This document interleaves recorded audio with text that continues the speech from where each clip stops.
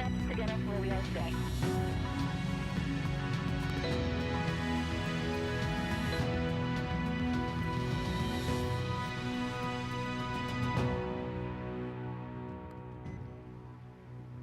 Welcome to America's spaceport, the Kennedy Space Center in Florida, where in just about 4 hours from now, that Dragon spacecraft sitting on top of a SpaceX Falcon 9 rocket that you see right there will launch Crew-7 to the International Space Station and will carry all the action streaming in 4K.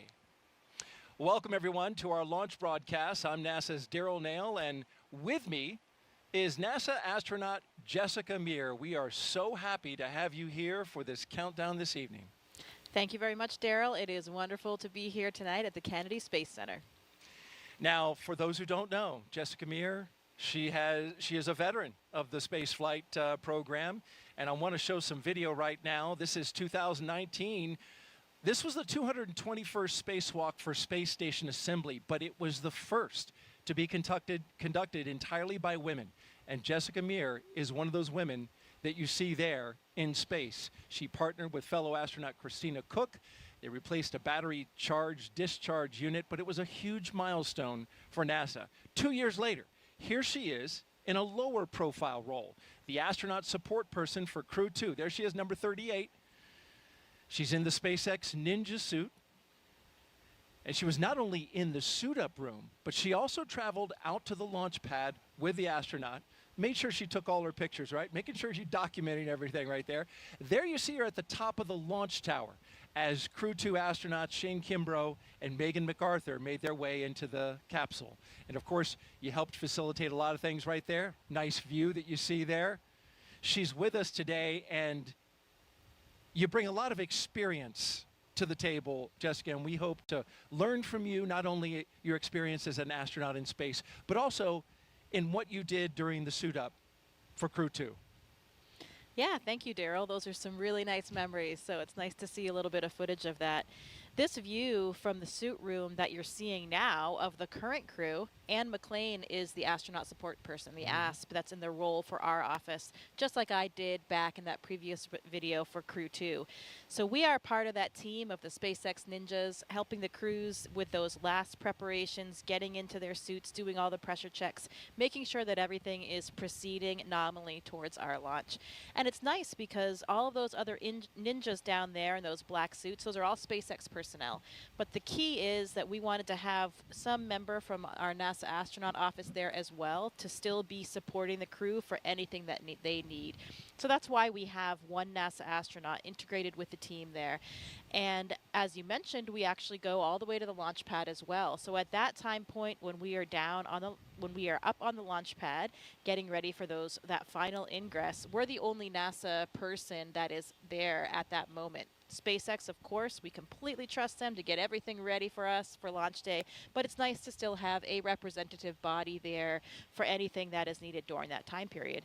So you'll see Anne McLean in a couple of these shots. I didn't see her number. Did you see her number there? She is number 21 in the space. I haven't seen her pop into camera yet. 21, there she is right there, actually just to the left behind the people in the front. Oh, there, yeah, good eye. Yeah, and another one of my 8-ball classmates. Yes. So. Yeah, Anne McLean, of course, spaceflight veteran herself, most recently as flight engineer on the International Space Station for Expedition 58 and 59. Twice a lead spacewalker herself during her 204 days in space, and as you mentioned, a fellow 8-baller. So we've got Crew-7, and those 4 crew members are currently in the 4 seats, which are, as I'm told by SpaceX, these are just like the seats inside Dragon. They are molded exactly the same, and they are doing their suit checkouts. Yeah, that's right. So right now they are in that same position. It's the same seat as you just mentioned. And the key there is that they have an interface of the umbilical line that is attached to their suit. So that is what they need to do to perform the pressure checks. So all of the gas, the air for the suit will come in through that line. They have their communications port through that line as well. So they're seated comfortably, getting ready, making sure that the integrity of their suits is all in check. You can see Jasmine Mogbelli there with her visor down. And the suit inflated, right? Exactly, yeah. So she is in the midst of her pressure check and looks to me like everything is going well. But of course, we want to make sure that those suits have good integrity in the event that we would ever have to use them on board the vehicle.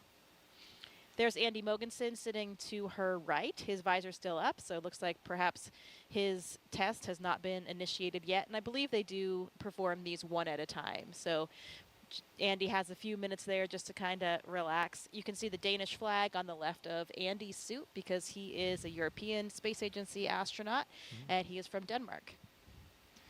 Yeah, one of the, I believe the first astronaut from his country to go to space. Of course, he was on the ESA IRIS mission.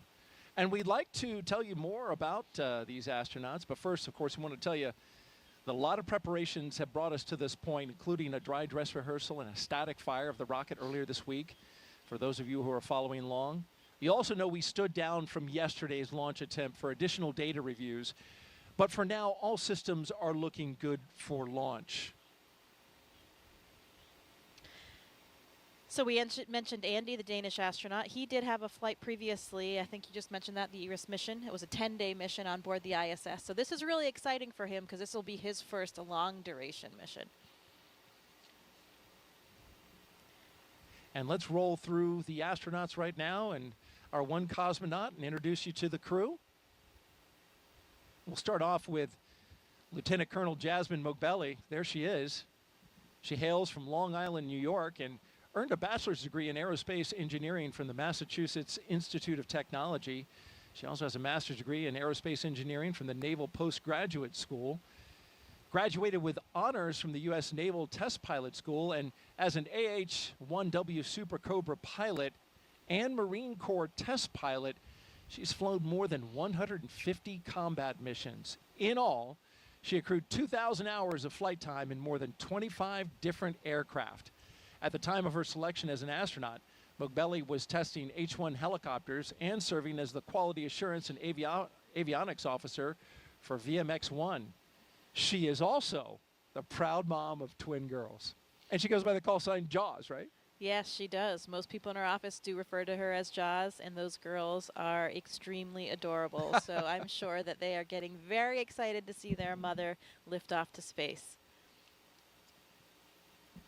In fact, she's taking 2 stuffed dragons with her up into space as part of her personal flight kit. We'll talk a little bit more about that in a bit, but each dragon for each twin girl. And now you're looking at Andreas Mogensen. This is pilot Andreas Mogensen's second trip to the space station. His first was as the flight engineer for the ESA IRIS mission in 2015.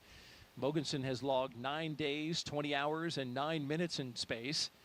As Jessica mentioned, he was born in Copenhagen, Denmark, and graduated with an international baccalaureate from the Copenhagen International School, a master's degree as well in aeronautical engineering from Imperial College London, and a doctorate in aerospace engineering from the University of Texas at Austin. In 2015, Mogensen became the first Danish person, as we mentioned, to go to space and is currently serving as the European Astronaut Liaison Officer to NASA's Johnson Space Center in Houston. So Andy actually goes by the nickname Hollish sometimes. Hollish. Yeah, he played rugby. He's a big rugby fan. He played rugby at UT Austin, and his crewmates gave him this nickname because of all the confusion among Americans between Denmark and Holland. So Hollish was the name there. You know, you have the Danish and the Dutch, so that's confusing for a lot of people. So they birthed that name, Hollish. They gave him one word, yeah. And now you're looking at mission specialist Satoshi Furukawa giving us a big wave and a big smile and the thumbs up. His interest in space began when he was just 5 years old and saw the Apollo 11 moon landing on TV. He was also a fan of the Japanese TV space hero Ultra 7. His professional career, though, began as a medical doctor. It's always good to have a medical doctor on board. Absolutely. But after seeing a news report about Japan auditioning for new astronauts to do science experiments on the ISS, he decided that he would apply. And he was selected. by the National Space Development Agency of Japan to be an astronaut candidate in Core on countdown 1999. at T-minus 3 hours and 46 minutes. Suit donning and checkouts are complete on schedule. All right, so they got the suits and they're all checked out. Finish up with Satoshi. His first mission to the ISS was as a flight engineer for Expedition 29 that launched from the Baikonur Cosmodrome in 2011. You know, Daryl, I also hear that Satoshi is a ramen master. So perhaps he'll have some culinary expertise up on the ISS. Well, I'm sure as someone who has spent time in the ISS, that would be greatly appreciated by the fellow astronauts. Oh, absolutely. A little bit of variety to the food system is always appreciated. And each agency And actually Core on sends up some of countdown. their own Advanced foods. team is in the White Room on schedule. So they may have some Japanese treats. I'm sure they have some Japanese treats packed away for this mission. I flew with Italian astronaut Luca Parmitano, so we had an Italian meal one night with the entire crew. And those kinds of things are really great for crew morale, you know, bringing everybody together, the entire crew on board the space station, and having a meal together just like you would with your family or friends back home. I hear so much about the time spent around the meals where you're not working and you get to just debrief and share your experiences of the day with your fellow crew members. Last but not least, mission specialist Konstantin Borisov was selected to be a cosmonaut in 2018, and this will be his first trip to space along with Jasmine. He has a Bachelor of Economics from the Russian Academy of Economics, a Master of Science in Operations Research and Systems Analyst from Warwick University in Coventry, UK, and a Master in Aircraft Life Support Systems from the Moscow Aviation Institute. He has worked for companies such as Volvo and the Boston Consulting Group. He is also an experienced freediving instructor and an international freediving judge.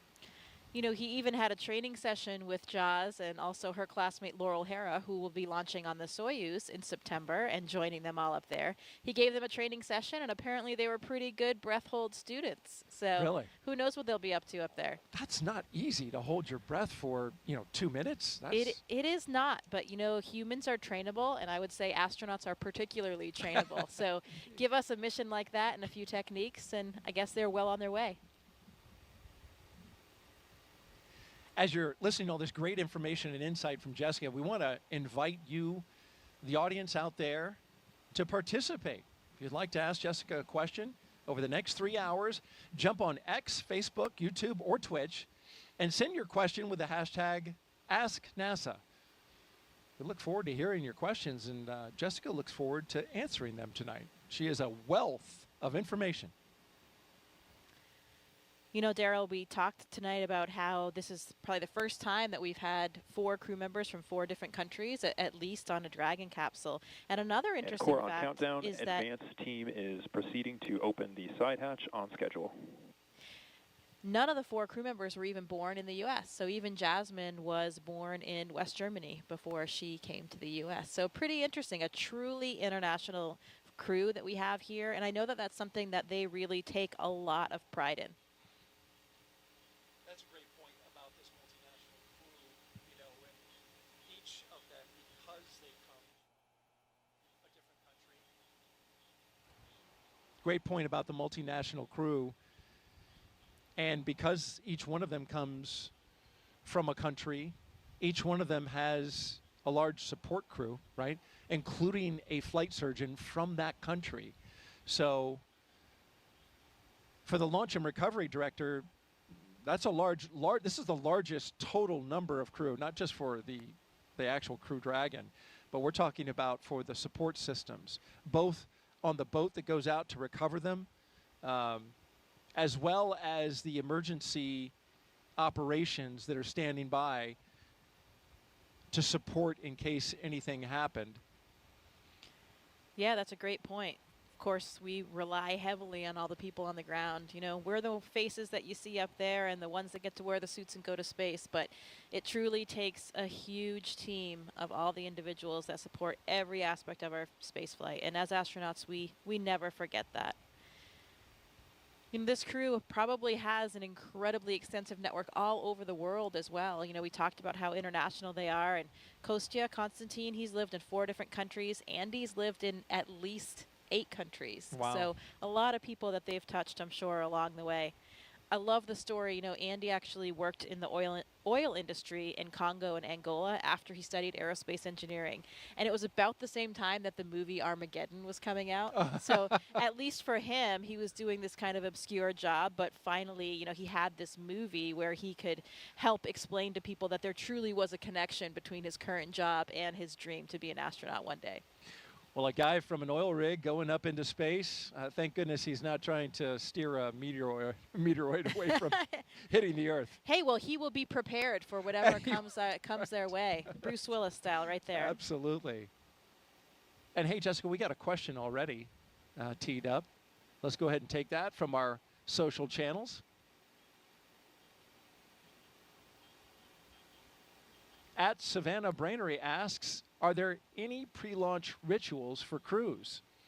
Yeah, that's a great question. And tradition is something that we do like to uphold. We have several rituals. For example, this crew, when they leave the suit-up room, they will sign a mission patch, and all of the other crews, all the other Dragon crews have done that before them. When they leave the building, just before they get out and ride out to the launch pad and the Teslas, there are stickers that are on the outside of the crew quarters building there, and they'll sign those as well, one for each crew. There's a great story that one of the SpaceX employees told me that one time she came out for one of the launches, I think it may have been Crew-2, and it seems to happen for every launch where she saw a dragonfly land on the Dragon patch. So lots of those good luck signs along the way. The crew. Indeed, the dragon. I've heard that. Like you see a dragonfly on launch day, that's supposed to be a good omen. Yeah, absolutely. The crew will play a card game. Yes. We'll have a view of that so we can save that conversation for when we see that later, before they exit that suit room. And then in the white room, so the small room that's really at the end of that access arm before they get into the capsule, they'll sign that as well. So lots of different traditions along the way.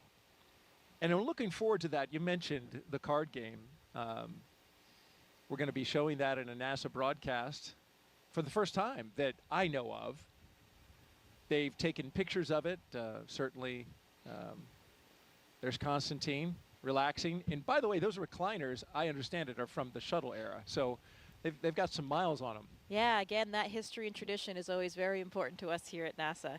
You can see Joe Acaba in the blue flight suit there. He is our current chief of the astronaut office. So he's down there talking to the crew right now. He'll be the one playing the commander of Crew-7 in a game of cards. Jasmine Mogbelli, of course. You can see they're holding on to those little packs to the right. That's giving them some airflow so that they'll still get some cooling in the suit. You know, once you get into that garment, it can get warm in there in that pressure suit. So they're carrying their little ventilation system to help them stay cool. Looks like they're going over there now toward that card game table. It sure does. We have some fists on the table. Looks like they're ready to play. Yeah, so Daryl, the tradition for this card game is that they will play until the commander loses. And the idea there is that they want Jasmine, the commander, to finally lose that card game, get all that bad luck out of the way before the mission.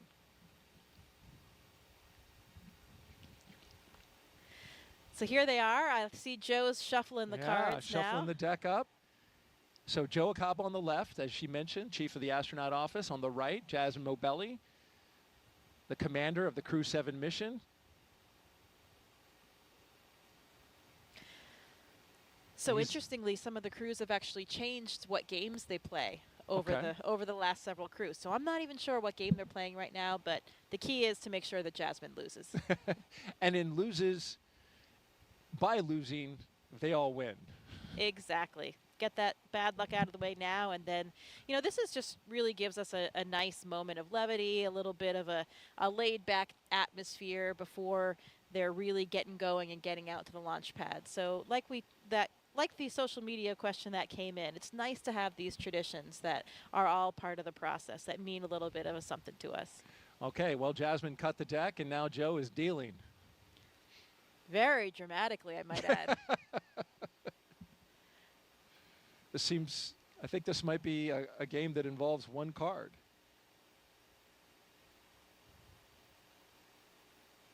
Oh, she lost already, right, it looks like to me. The bat. That's great. That is great news. High fives all around. Oh, they're back for more.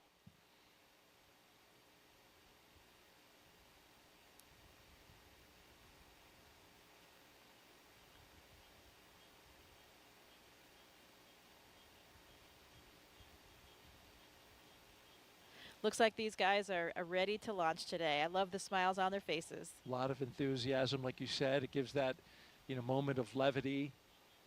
Space flight is serious business, so it's good when you can join around the table with your crew and those who are supporting you and share a moment like this.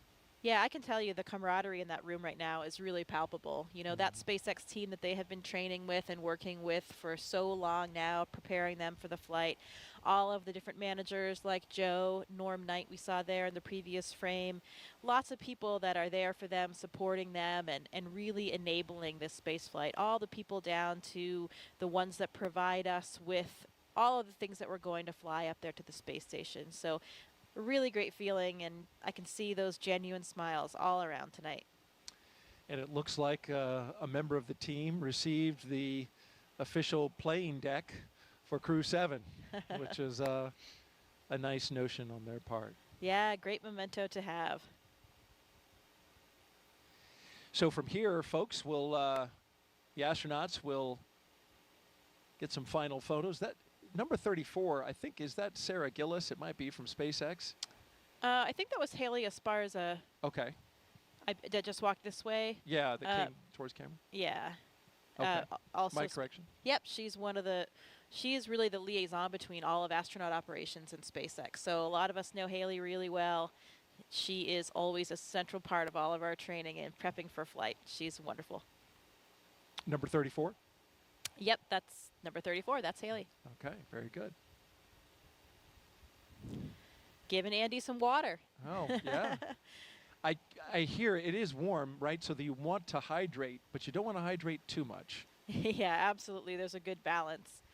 It's a full service operation down there, providing drinks along the way and everything. There's Satoshi's chatting with Anne McLean.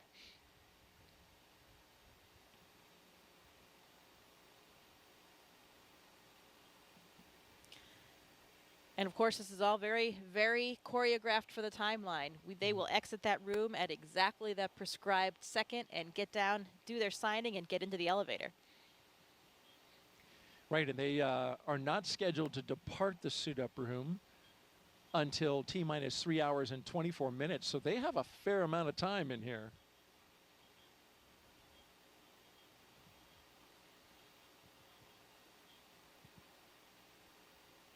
So you mentioned Jasmine's children. You know, all of these crew members have kids, and last year, Satoshi even became a grandfather. Oh, congratulations to him. Yeah, pretty exciting. So I'm sure they have lots of family members watching right now and getting ready for this flight. There you can see all of the stickers that I mentioned coming out of the building. Those are the ones you said that they sign? Yeah, and their cars will be waiting out there. They'll have a receiving line.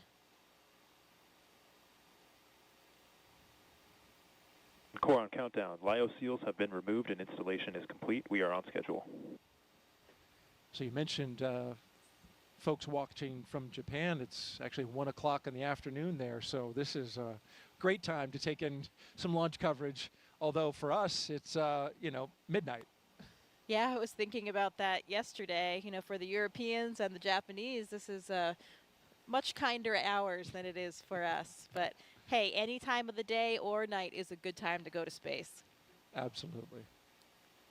Now we're looking down the hall from crew quarters, and you'll notice there's some art along the walls there. And former Space Shuttle astronaut, NASA astronaut Nicole Stott led a campaign to get some of these wonderful paintings, space-themed paintings put up on the walls. And it's really a nice touch, I would think, as you're walking down that hall before you get in the elevator and come out to to the Teslas. Yeah, absolutely. Those were new as of a few years ago. I remember seeing them being installed, and it really is nice to add a little bit of current flair and something that represents a lot of different communities to this historic building. You know, staying in crew quarters, I'll never forget the first time that I stayed there. You know, as a new astronaut, when you get to stay in that building for the first time, where so many astronauts before you have stayed on their final week of that night, those nights leading up to the space flight, it really is an incredible feeling, and you kind of feel like you've made it. You know, okay, I'm really an astronaut now. Here I am in crew quarters. Yeah, how about that? It's unspectacular in its decor, right? It is, you know, when I went through there and looked at it, very much they look like dorm rooms. But the history, I take it, and I take your point, knowing that so many big names and historic names in the past have gone through there, that's pretty special. Yeah, absolutely. And you're right, they aren't really updated or fancy by any means. They kind of look like they're still back in probably the 80s kind of thing, but it's kind of nice. It gives you that nostalgia, and I think we all take a lot of comfort there. Well, we're looking at the back of the SpaceX, one of the SpaceX Teslas that will be going out to the pad, and apparently now we have the custom license plate. It's bye. And so there'll be different license plates, different messages on all three of the cars. So we'll have to see what the other ones are. But I believe there's always a nod to the crews as well. Yeah. That was something I just found out for this launch. So I would expect to see a 7 somewhere. And maybe How that's many on E's one were of the there? other cars. Yeah, maybe there's. Oh, you know. I don't think there were 7, but maybe there's a combined. I don't know. You might be onto something there. We'll have to see. We'll have to take another look at that license plate. Yeah, remember for Crew-2, the 3 cars were reduce, reuse, and recycle. So I really like that message. Yeah, that's good. Positive Yeah. messaging.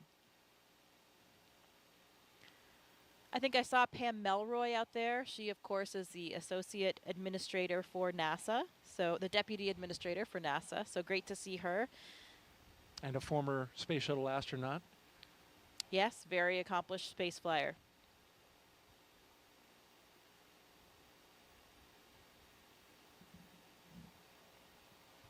You mentioned crew quarters. It's a facility that is 26,000 square feet. So it's a big space. Yeah, we've got a full kitchen in there. They make us some delicious meals. You know, that's one of the things that happens with the crew on the lead up. I think we talked a little bit about their schedule the day of. You know, they have various meetings and a weather meeting and that kind of thing. But that day before, they also have what we call the ultimate meal. So you get to make a request of whatever it is that you want to eat for that meal the day before you launch. And I'm actually not sure. We should have found out what it was that they each requested. So each astronaut can actually request a different meal as well. Yes, and I have a little thing about their food. What we do know is that Andy and Satoshi are bringing food from their home countries along with them, which is nice. Jasmine says she's bringing some Persian food that she's going to share with the crew once she gets up there. And Yeah, like we talked about, those meal times are incredibly meaningful for us. So it's a great opportunity for everybody to come together. Like you just said, each of those countries, I'm sure there'll be a little bit of ethnic flair to each of those meals. We also share food with the Roscosmos cosmonauts. They have a different food supply as well, so we can kind of trade back and forth when you get a little bit tired or something.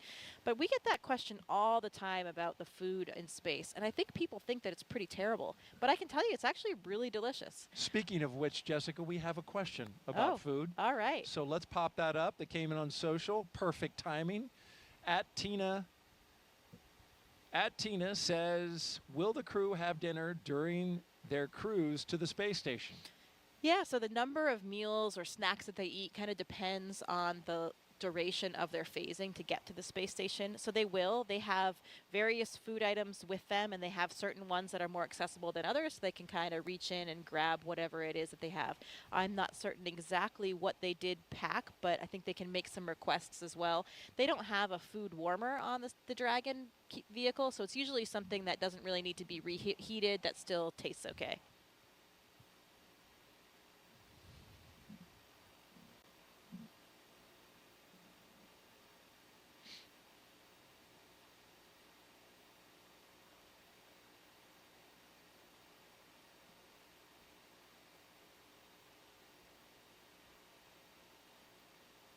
And our social participant who asked that question, she is actually here participating in a NASA social at Kennedy Space Center, which is an event we do for launches, invite various influencers and social media account holders to come out and participate in activities in and around the Space Center, as well as take in a launch. So she was right there, watching the coverage, presumably, I guess, on her phone when she asked that question. Yeah, it's nice to be able to help share the mission with everybody. And through social media, so many people are communicating that way today that it's great that we have all of these people that can help spread our NASA message and share in the excitement of this exploration. Absolutely. So we're T-minus 3 hours and 26 minutes. You're watching NASA's coverage of the Crew-7 launch to the International Space Station. I had their patch on the other day. I think that's what it was. Well, hey, Crew-6 is eagerly awaiting their arrival. Indeed they are. And in about 7 days, we'll be coming back down to Earth. But today we're focused on Crew-7 getting up to the International Space Station. You're looking outside of astronaut crew quarters here at the Kennedy Space Center, where we are awaiting the walkout of the astronauts on their way to the International Space Station. Here are the doors to crew quarters that Jessica mentioned earlier, and you see the patches around the doors and up there around the meatball.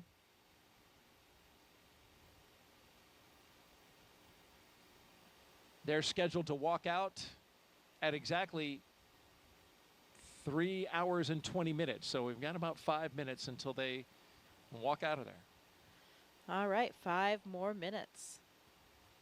You were talking about, of course, a lot has been made about the multi-international crew here, which is impressive. This is the first time in a Crew Dragon has had one person from a separate country. But I did some research, got a hold of the historian at Johnson Space Center, and she was telling me that if you go back to the space shuttle program, there was actually a space shuttle launch that was more diverse for nationalities, and it was STS-84. And the reason is that flight included C. Michael Foale, a British American, Elena Kondakova, a Russian, Jean-Francois Clairvoy, French, and the remainder of the crew were Americans. However, Carlos Noriega was born in Peru. So you've got 5 nationalities on STS-84. Yeah, that is a central element toward everything that we do. Of course, it is called the International Space Station, but it is something that is so important to all of us. This great example of what can happen when people from different backgrounds, from different places, all work together. And here they come, the astronauts walking down the hallway at astronaut crew quarters. 3 astronauts, 1 cosmonaut of Crew-7 waving as they go by into the elevator, headed down to the first floor. Behind them, Joe Acaba. I believe that's Norm Knight with the Flight Operations Directorate. It is. Core on countdown. Crew walkout and suit-up room departure is in progress, on schedule. It's impossible to not smile when you're watching them walk out with those smiles on their faces, isn't it? It's contagious.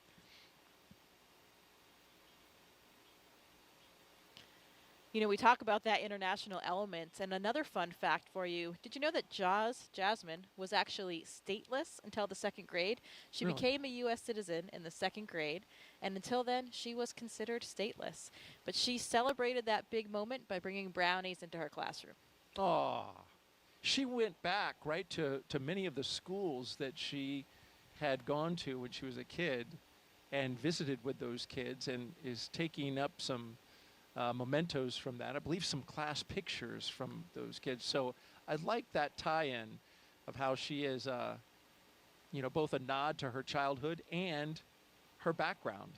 Yeah, absolutely. It's something that many of us try to do, to really make that connection to all the people that you've known all along the way and have helped you get there. You mentioned the traditions, Jessica. Let's take a look at one of them. Here's the crew signing that mission patch inside crew quarters at the Neil Armstrong Operations and Checkout Building there, putting it on the wall, and Jasmine putting her John Hancock on there, and Each crew member signing away.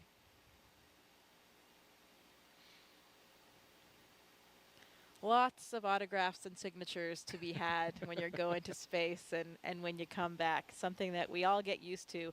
It takes some getting used to, though, in the beginning. I Does mean, it? it's not, I mean, I certainly was not used to people asking me for my autograph before.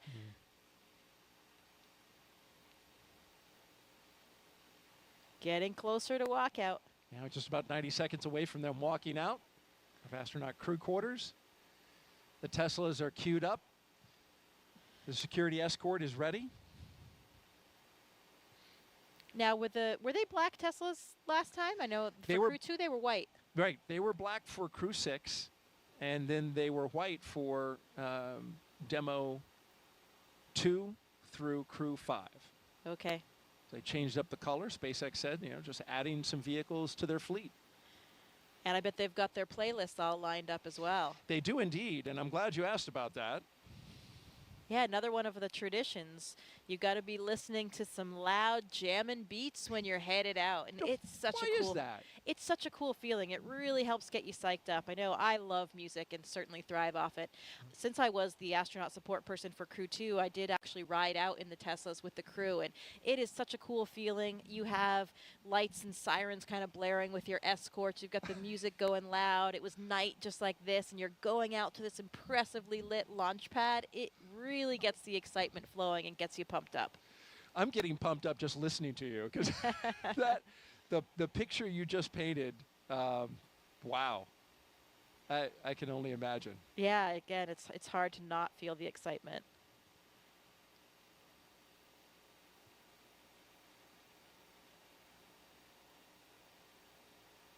Well, we're just seconds away from them walking out the doors. You can see them behind the windows. And here they come. Crew-7 taking their first steps outside before their journey to space. Again, look at those genuine smiles. You really can't hide the excitement.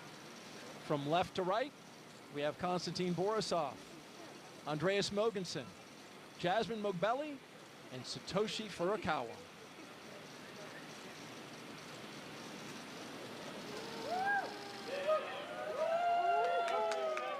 Here we go. You can see some of the NASA administrator there, Bill Nelson, Bob Cabana's there, the associate administrator. We mentioned Pam Melroy already. Everybody's there to cheer them on, send them on their way. Let's listen in a little bit. We've got a microphone down there.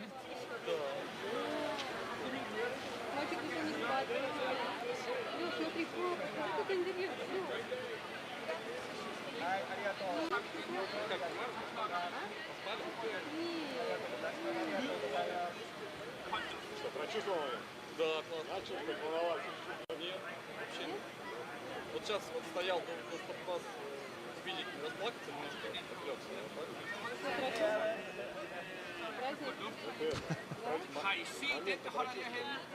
Сейчас подожди, мы еще. Of course, the astronauts have been in quarantine for the past 2 weeks, so that's why they're standing a set distance away from their family and loved ones.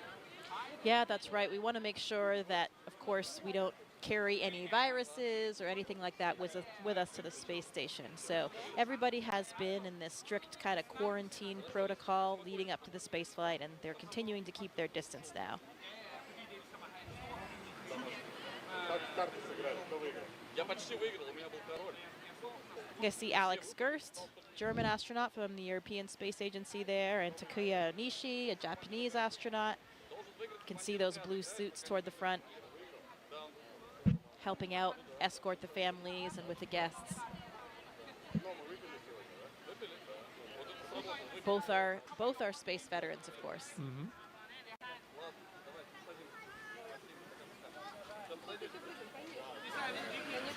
Red for right here. Red for right here. You see here.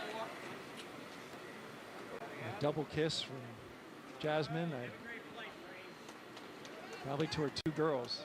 Yeah, and I heard Andy speaking Danish to his family.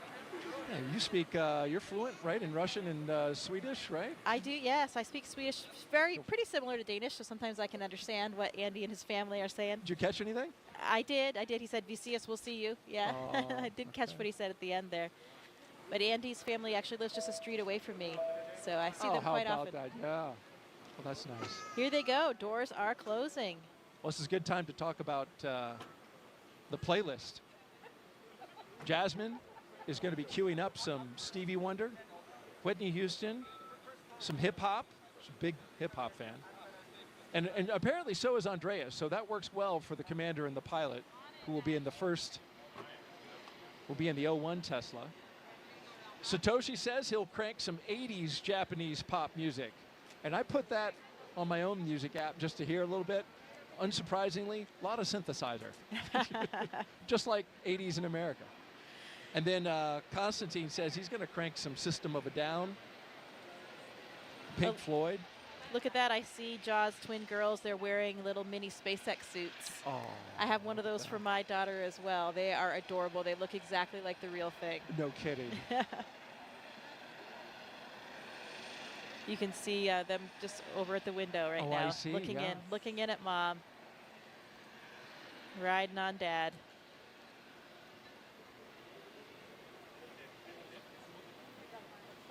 Yeah, those playlists they have for the Teslas and perhaps, you know, we on the Soyuz, we create a playlist for inside the vehicles. We're in the vehicle for so long before things get busy in there that we have some music, and it's so nice to hear a couple of the favorite songs from each of your different crewmates, lots of different styles of music, and those songs that are really important to you.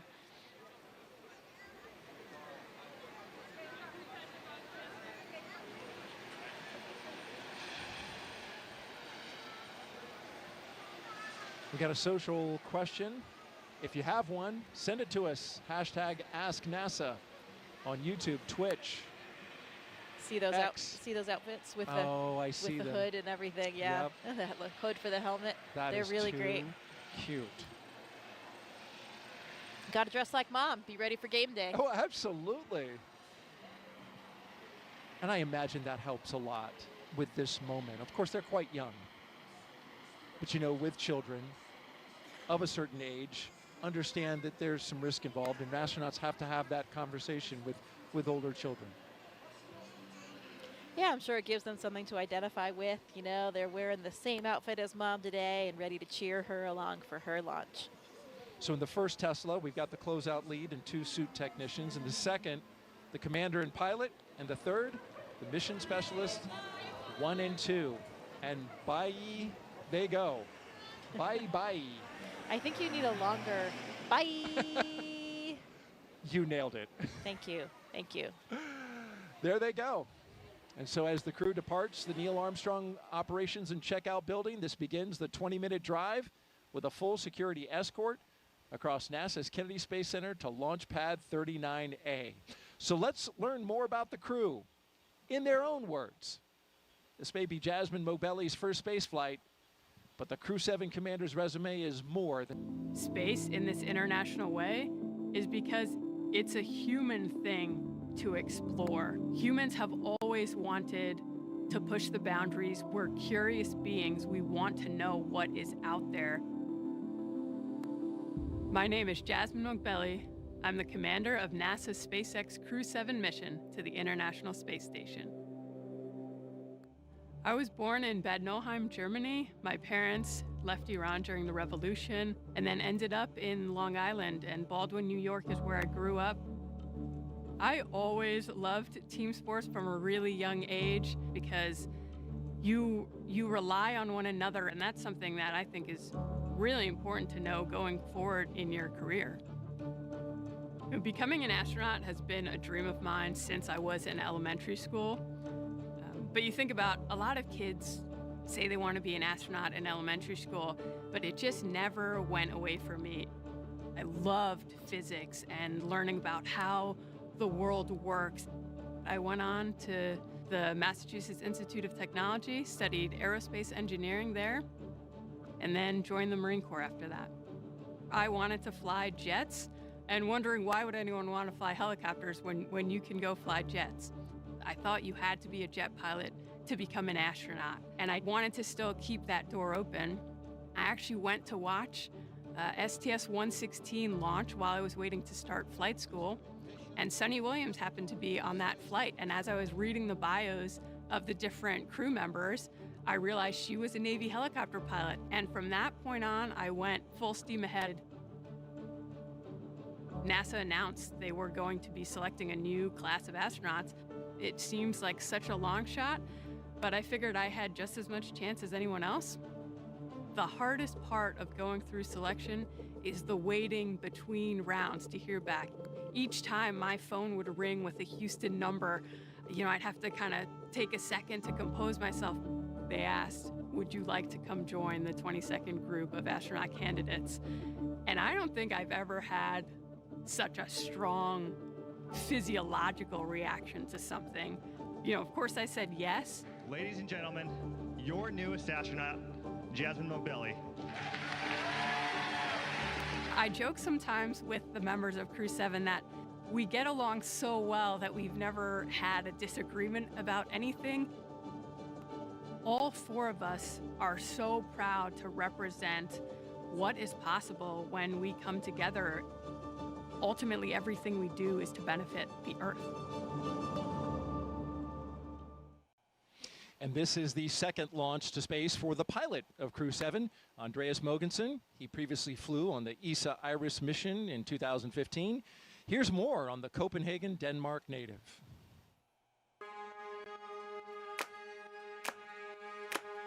We explore the world not just physically, but also mentally by doing experiments that increase our knowledge of the world and the universe. And that comes from a need to understand the world that we're part of and a basic curiosity that I think all humans are born with. My name's Andreas Mogensen, and I'm the pilot of NASA's SpaceX Crew-7 mission to the International Space Station. I was born in Copenhagen, Denmark, but I spent 3 years in Thailand, 2 years in Singapore, 5 years in California. When I moved to California as a kid, I started learning about NASA and the space shuttle program and of course the Apollo missions to the moon. And I was fascinated and hooked immediately. I knew that that was my dream, to become an astronaut. After too many years in one place, I can feel this itch and this need to travel again. And so I ended up working in the Congo and in Angola, where I worked on an offshore oil rig for a couple of years. Exploring space is not just about understanding the solar system and the universe and preparing the way for our return to the moon and our future missions to Mars, but it's also about understanding who we are and understanding our home world, the Earth. It's difficult to describe Crew-7 in a few words, I think, because we gel so well together. We seem to have very similar personalities, very easygoing, very laid back. It's almost as if we've known each other for years and years and years and have lots of experience flying in space together. I did have moments to myself during my 10-day mission in 2015 where I spent time in the cupola looking down at our beautiful Earth, but also out at the night sky. When you look out at the night sky from this space station, you see billions and billions of stars, and it's very, very impressive. And it also gives you a sense of how large the universe is, how infinitely large it is. And it very quickly puts things in perspective. You very quickly realize how small and almost insignificant the Earth is, and how small and insignificant we all are in relation to what's out there, simply because the universe is so large. And I think that is exciting, because when something is as large as the universe, it must also mean that there are so many exciting opportunities and exciting discoveries waiting for us in the future. Impressive candidates, the pilot and commander. Now you see Crew-7 on the move, passing in front of one of the most iconic buildings we have here at the Kennedy Space Center. That's the vehicle assembly building. And Coming over here on site, it always just, you know where you are. Here I am at the Kennedy Space Center. There is going to be something good going on tonight. absolutely. And this is the view the astronauts have as they pass by the Launch Control Center. And as they pass the VAB, we are, of course, reminded, Jessica, as you know all too well, this is the same path that Artemis II astronauts, Reed Wiseman, Victor Glover, Christina Cook, and Jeremy Hansen, they will take on their way to Pad 39B for Artemis II's return to the moon. Yeah, it is incredibly exciting. And look right there. We have a beautiful view of the moon right now. That is gorgeous and such an inspiration. Absolutely. And this is the same site that the astronauts will see here. It is a clear Florida night. Winds are calm. We are 95% go in terms of weather. Nothing on the radar that looks like it will interfere. And as you mentioned, here on the screen can see that moon from their view. Yeah, absolutely. It looks to be about a little over a half moon, and it is fairly well illuminated. Yeah. It's pretty bright up there. In a couple of weeks, I believe we're heading towards a blue moon, which only comes around every Once in a blue moon. once in a while. Thank you very much. Yeah, you know, it's not obscured by the atmosphere. You have a more direct view since you don't have that obscuration, and it is absolutely gorgeous. You feel like you're closer to it. You know? How about that? The moon is 250,000 miles away, and we're only about 250 miles up from the Earth. So you're really not much closer to the moon, relatively speaking, but Good you point. feel like you're closer because of that view, that pristine view without the atmosphere. And there it is on the screen. That's the view we've been talking about, and thank you to our Kennedy production team for getting that shot. It is a beauty and a reminder of exactly the exciting mission in Artemis II that is right around the corner, end of next year. Certainly preparations are happening right here at the Kennedy Space Center for Artemis II. But we are focused tonight on Crew-7 and their launch, and they are only about 3 hours from lifting off from Pad 39A. Talking now about the mission specialists. He was inspired to be an astronaut when he saw the Apollo moon landing on TV as a child, and now this is his second space flight. We're talking about Satoshi Furukawa. I think it's an instinct for human beings to broaden their boundaries and areas of activities. I think it's like the age of discovery. My name is Satoshi Furukawa. I am a mission specialist for NASA SpaceX Crew-7 mission to the International Space Station. I was born in Yokohama, Kanagawa, which is right south of Tokyo. I was a very active kid. There were many mountain areas around the area I grew up, and so I love outdoor life. I played all day in the mountains from sunrise to sunset. The first human landing on the moon when I was 5 years old. I thought it was a great moment for humankind. I had a longing for space from my childhood. I wanted to be an engineer or an astronomer until my high school life. And when I was 17 years old, I had a chance to talk with my uncle, who is a medical doctor. And what impressed me was he told me that it is my happiest moment when a patient gets better and discharges. So I changed my future path and wanted to be a medical doctor because I would be able to positively affect people's life. February 1998, when I was working in a night shift in a hospital, TV newscaster mentioned that there would be new Japanese astronaut recruitment. Those selected would stay on board the International Space Station for 6 months and conduct many scientific research. I felt strongly, I'd like to do this job. My wife said, do your best. So I applied the audition. The moment I was selected as a Japanese astronaut candidate, you are hired, you are selected. It was the happiest moment in my life. Crew-7. We are international crew members living and conducting many scientific researches on the space station to benefit people over the world and also future space explorers. We are going to use the space station as a test bed for the future human exploration to the moon, Mars, and beyond. I am very proud of being a part of this excellent team of international partners and also researchers, engineers, flight controllers, flight directors, and so on. Because working as a team and working together, we can accomplish the big mission.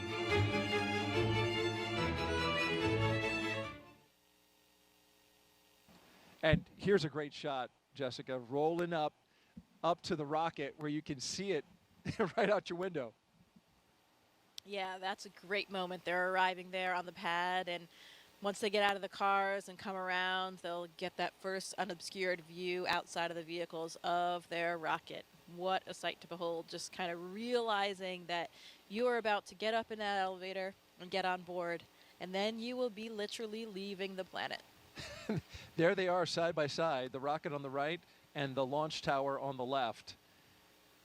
And that's just, you know, a sight that a special few get to see. The hope is, with the continued progress of the Commercial Crew program and NASA's efforts to commercialize low Earth orbit, and hopefully more and more people will get to share that view. And in fact, the Axiom missions and many of these other private space flights has made that possible for more than just NASA astronauts. Yeah, I would say we are at an incredibly exciting time. You know, there are more and more ways to get to space for more and more people, and no matter how you look at it, that is a good thing, I think, for all of human civilization. It's really exciting. Core on countdown. The crew have arrived at the pad on schedule. At T-minus roughly 3 hours and counting, we got the confirmation that the crew is on the pad, and we want to talk now about our last mission specialist, cosmonaut Konstantin Borisov. He has a master's in aircraft life support systems and is a freediving instructor. It's a very natural thing for any human to explore. We want to see what's behind that hill, we want to see what's behind that sea, we want to see what's behind that planet. My name is Konstantin Borisov, and I'm a mission specialist for NASA's SpaceX Crew-7 mission to the International Space Station. I was born in Smolensk, Russia, but when I was 1 year old, the whole family moved to Zhukovsky. It's a small city not far from Moscow. I was always attracted to water. Water is my comfort place. I found out that there is such a sport called freediving, in which we are switching our mammalian dive responses and we can actually do breath hold diving and stay there for long. I did a course and something clicked. It was like the day which changed your life to before and after. I realized that there are so many things we don't know about ourselves. People think that they cannot hold their breath for longer than 30 seconds. But when I did my first freediving course, I showed myself I can do over 2 minutes. And that's crazy because you understand that your brain tells you have limits, but when those limits are off, your brain is like, wow, maybe there are more things. So it expands the way you see yourself and the way you see the world and the way you see how free you are. It was actually part of my preparation process to become a cosmonaut. But the preparation process, I enjoyed it. It's a lot of travel, it's a lot of new knowledge, and there is a big adventure waiting for you, and I'm very excited about that. For those who ask what a spaceflight is, I would say that we have 3 big jobs on the space station. First job is experiments. Second job is take care of the station, doing the maintenance, repair what's broken, storing things, restoring things, cleaning up. And the third big topic is actually taking care of your body, because in weightlessness you cannot help but train. I think many people don't understand that technology advancement which we have had during the last 50 years mainly comes from space exploration. People get very comfortable with using their phone and have very fast computers in space, motivates us to create those advancements. I want to take part in it, and I want to put my small stone into this pavement which leads us to the new asteroids, to the new planets and to the new systems.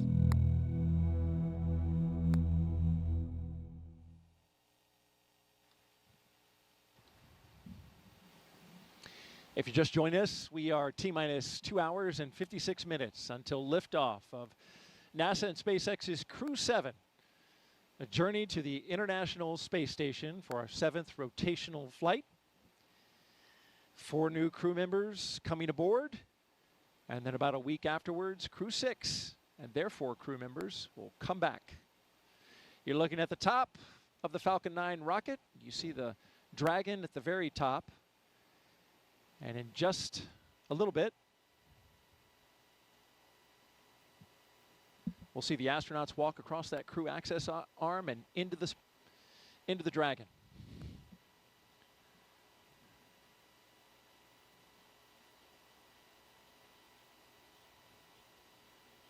You know, we complain about these night launches from our point of view and being up all night, but there is something special about them, isn't it? It's really spectacular with all the lights. It is. It is special, and especially when the rocket goes off and just lights up the sky, turns night into like dawn. I always enjoy that. Yeah, I think they are. The night launches are more impressive. Just the contrast in the sky, you know. Absolutely, and you can see how still the winds were from that previous shot. The flags are not moving at all. Of course, we know it because the bugs are buzzing all around. Here we go with our commander and pilot, Jasmine and Andreas, making their way out for a view of the rocket. And there it is, that traditional lean back. You got to try to take it all in, and it's a tall rocket. And they've got a, as I understand it, a very rigid back to the spacesuit, which prevents them from actually turning their heads up. So you've got to turn your entire upper torso. Right, and that with the helmet being integrated onto the suit, it adds that stiffness as well. You know, I remember these moments getting ready for my launch, and it's interesting because people ask all the time, you know, how do you feel? Are you scared? But the thing is, we are so well trained. We've gone through all of these motions so many times that even for me, when I was well into sitting in the vehicle, looking at my displays, monitoring things, hitting buttons, you know, you're going through all of these training protocols, and it just feels like another simulation. I actually had to remind myself that this one was going to be real, that it was going to end a little bit differently. And then, of course, you hear a little bit of a fuel in the system, or you feel the rocket moving a little bit. Those things bring you back to reality and remind you that this one will have a different outcome. But, you know, it's not the astronauts that have any apprehension or are scared thinking about what's going to happen, because they're going through all of those motions that they've been so trained to do. It's really more for the families and friends that are on the ground. They're less familiar with everything. They don't have a full understanding of it. And of course, their loved one is sitting on the top of the rocket there. So, you know, it's interesting. People think that it's us that are worried about something on launch day, but it's really not. We're very well trained. We have trust in our hardware, in our systems, and all of the people on the ground watching everything so closely. And, you know, I know for me, I was just nothing other than 100% excited that my childhood dream was finally going to come true. 100%. Here they come. And I believe Anne McLean was in this group. Yeah, there she is by the phone. There's a telephone there on the corner, and that's one of the roles of the astronaut support person. Since it's a little bit difficult to dial things on a telephone when you're in a spacesuit. Yeah, there she is. Yeah, she actually has phone numbers of whomever the astronaut or cosmonaut is going to call, their spouse, family members, whomever, and they will have an opportunity to speak with them before they board the rocket. You see the chevrons, of course.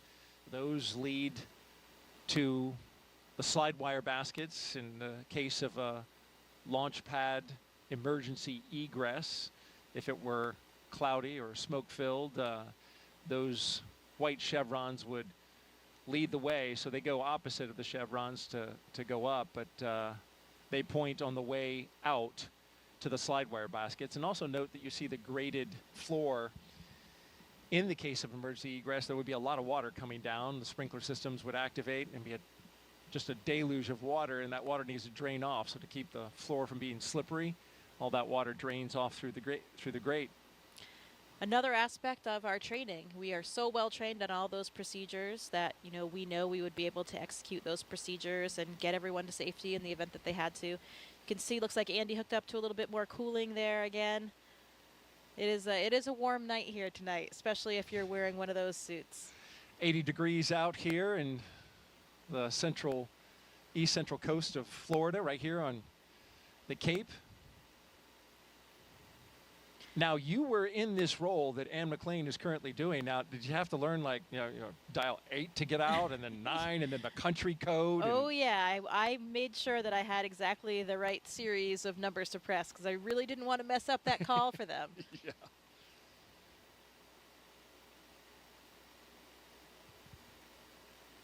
Is it, I mean, you must hear the phone call, right? You're standing right there. No, I mean, they will be talking. It's a little bit difficult for them because they have the helmet in and they're trying to get the phone handle in there. It's not a small cell phone. This is an old school real landline, kind of like a payphone. Looks like if you remember those, Daryl. Oh, I mean, we remember those, but some people watching might not remember those. I do remember. Oh, look, he's waving. He's waving on the cameras as well. I'm sure he's waving to his wife and 3 children. This is first time for an ESA astronaut to be in the pilot position in a Dragon. So Andreas making a little bit of history here on tonight's flight. Jasmine taking a look over the rail. That must be a sight out there. It is. It's beautiful. So as the astronaut support person, once they finish with the phone calls and they get everybody in the vehicles, you're kind of just standing there. So you have a great view. All right, there are 2 mission specialists, Konstantin Borisov and Satoshi Furukawa. Taking it in. They're getting a lot of looks. Yeah. Big wave, thumbs up. It's interesting about that elevator when they go in. If they were to ask, which floor would you like? There's actually a button that says space. Yeah. They changed the 255-foot level to space. Which floor? Space, please. Oh, yeah, right away. Let me punch that up for you. Always the best button that you want to press. But only the 4 of them will be making that final step to space. Everybody else has to come back down the elevator. That's right. And there's Jasmine Mobelli, the commander, and Andreas Mogensen, our pilot, making their way across the crew access arm into the White Room. They'll get into the spacecraft, but first, Core on countdown. Crew have arrived at the White Room and are preparing for ingress. We are on schedule. Yeah, that other tradition that we talked about. There's the last signature that they'll have to dole out before they get all strapped in.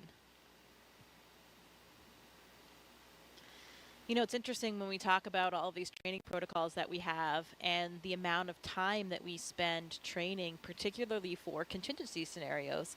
That's where we really want to make sure that our skills are sharp and we are ready for that in the event of any kind of emergency. We're ready to execute and get the job done. And most of our training for our ISS missions ends up being for launches and landing. And if you think about that, we're talking now about a 6-month mission on the space station, and that ride to space is only a few minutes and a number of hours before they get to space station, and coming down is usually even quicker depending on the profile. So it's really only a minuscule fraction of our entire mission, but because it is such a dynamic phase of getting to space and coming back, that's where a lot of our training is really focused.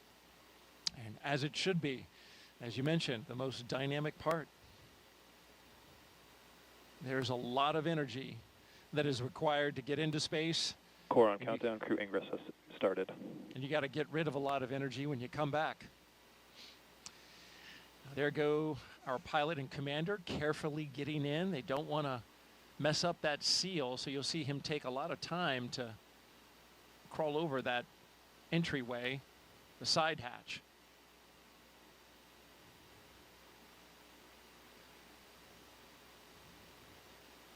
It's a cool view going down that access arm, isn't it? It sure is. Again, I think that night sky helps with the dramatic scene we're creating here tonight. For sure, as we wait our 2 mission specialists to wrap up their phone calls, and then they'll be coming right down that crew access arm. We've been doing this for 3.5 years now, but that crew access arm still looks futuristic.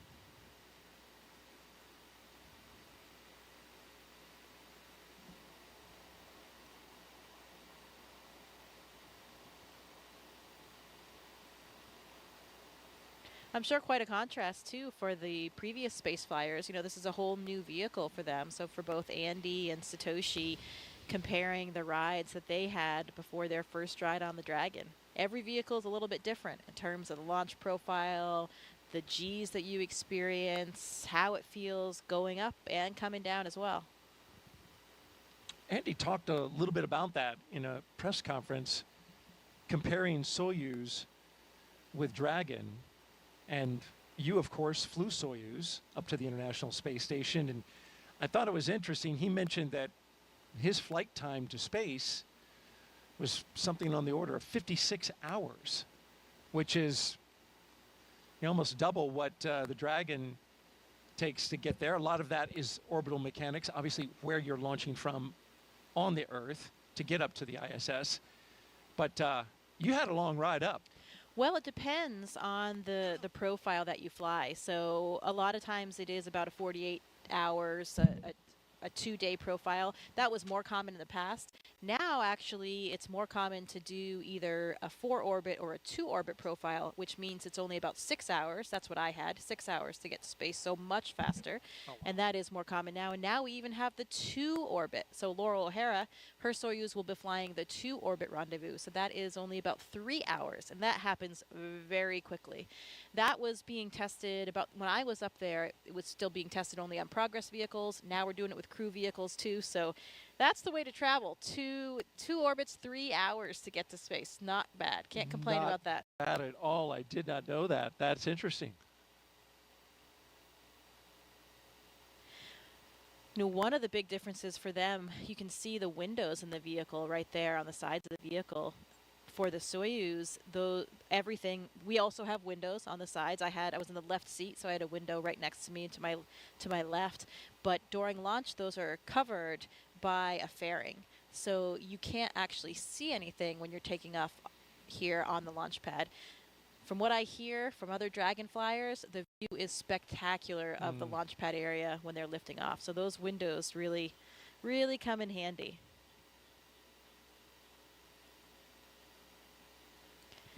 You know, Thomas Pesquet tells me those windows are also really useful for viewing the northern and southern lights, the aurora from space station. When the Dragon is docked, the orientation that you have looking out those windows, you can spot those aurora and see them coming from hundreds of miles away and get your cameras ready. And that's opposed to when you're just looking out of the cupola, sometimes you don't see them till they're already there. And then you're frantically getting your camera ready and trying to capture it. Sometimes it's too late. So those Dragon windows can give you a little bit of a heads up to get configured for the aurora. How about that? I mean, it's on my bucket list just to see an aurora from Earth. I just imagine what it'd be like in space. Well, you know, Daryl, people make fun of me for saying this, but it's still true. I've only seen them from space. How about that? You know, maybe that sounds a little bit annoying. I would love to see them from Earth as well, but it's nice to still say for now, I've only seen them from space. I was in northern Sweden last year hoping to get a view, but we didn't. Yeah, it's got to be just right in order for that to happen. You got to have some, as I understand it, some solar particles coming your way, right? Yeah, you have to have the right things happening out there in the solar system, but also have to have good weather here on Earth so that your view isn't obscured by clouds or. And here come our mission specialists. On the left, Konstantin Borisov, and on the right, Satoshi Furukawa. They're even dancing their way down the hallway. Oh, they're loving it.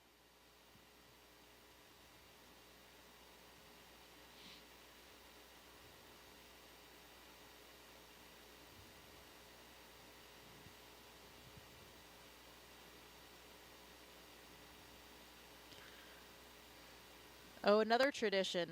A lot of times our astronauts and Konstantin here, you can see taking the name tags of some of their ground support personnel, and they'll be flying those to space with them. That's got to be really special for those technicians. Absolutely. I mean, they're playing such a critical role, you know, especially those connections you have with those people in those moments leading up to your launch. Really has an incredibly strong bond you have with those people.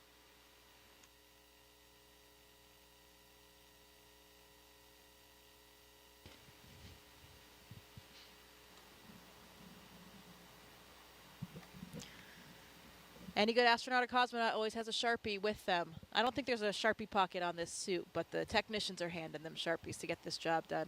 Yes, in fact, it's on the to-do list. Make sure that the Sharpie is in the weight room.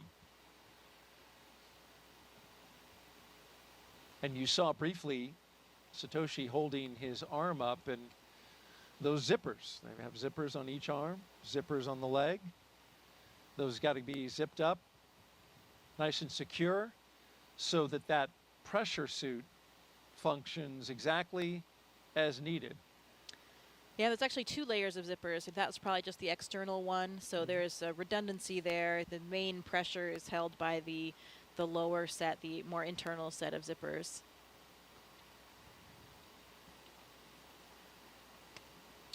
Another critical component of the way we do Core on things at NASA. countdown. Seat 1 and Seat 4 are beginning their ingress into Dragon. We are on schedule. You know, safety always comes first. We always have a lot of built-in redundancy to each system, including the spacesuits, to make sure that we can keep everyone on board safe.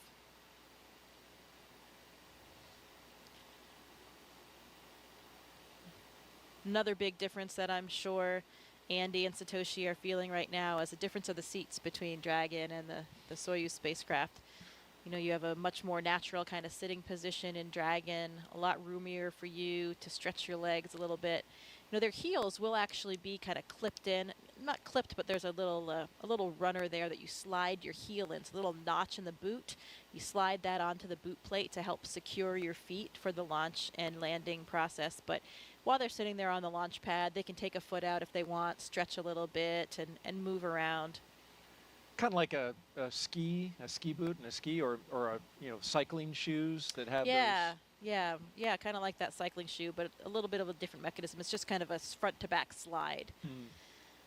You can see Andy looking up at the displays there. Looks like he's configuring something or checking something on the monitors. And Satoshi and Konstantin getting strapped in. They have their little satchels, that's what they call them, on their knee there. They have a tablet, so they have procedures on the tablet. If they have a few small items that they might need during the ascent, they can have them in that little satchel as well.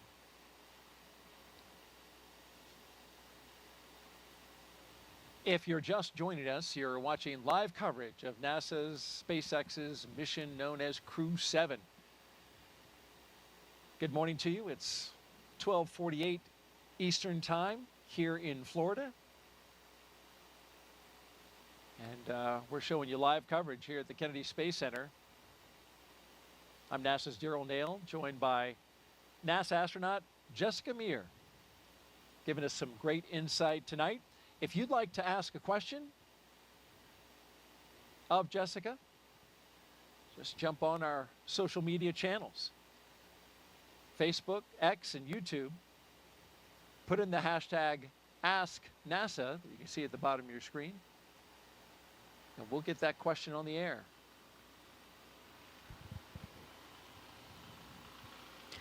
Here's some helicopters in the distance, maybe clearing the range, checking up on things, making sure that everything is good in the surrounding area.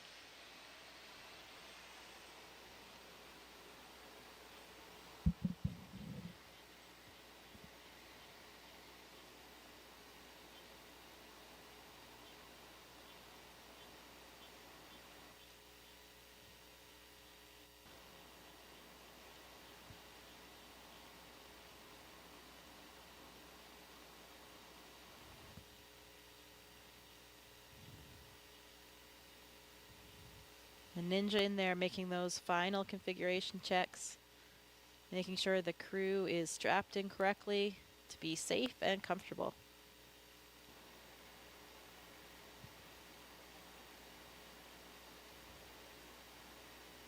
Another one of the key components on making their way into the Dragon is being aware of FOD, right? Foreign object debris. That's a big deal in space flight. They wear special pads on the bottom of their boots that come off once they go in. And then, of course, those technicians want to be aware of anything that falls off the astronauts and make sure that they collect it. You certainly don't want something floating around in inside the Dragon when you're launching.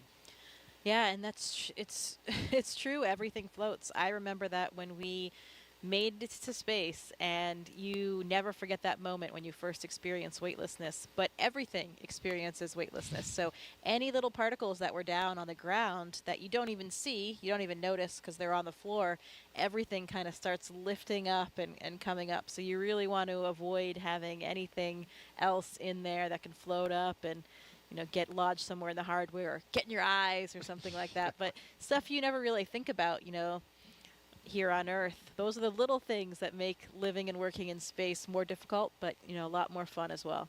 Do you remember anything in particular that floated up that you weren't expecting?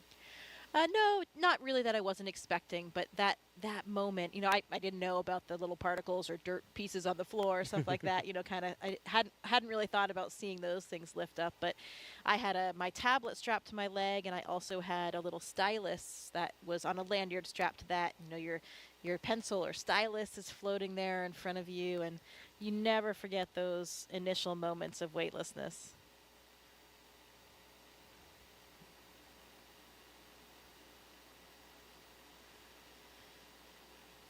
Pretty dramatic when you have that last engine cut off and suddenly you're in weightlessness and it's prolonged.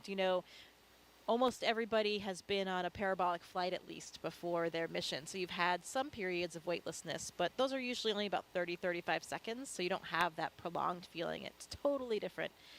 I felt like a bat hanging upside down and because the blood is all rushing to your head. Yeah.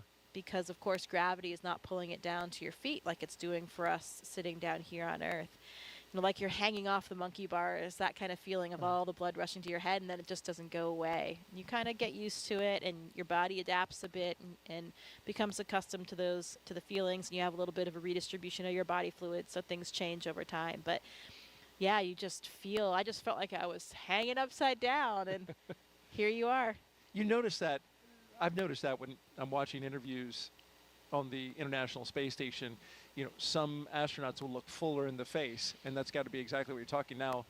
Their blood pressure and all the pressure of the fluids internally are now going to distribute differently in space, right? Yeah, you actually look different. Yeah, the pressure kind of remains the same, but you have a redistribution of where the fluids are. So Okay. yeah, exactly. You have this upward shift because we're not pulling things down with gravity. So yeah, some people have a much fuller face. Yeah. I thought it was great. It gets rid of those under eye bags and wrinkles.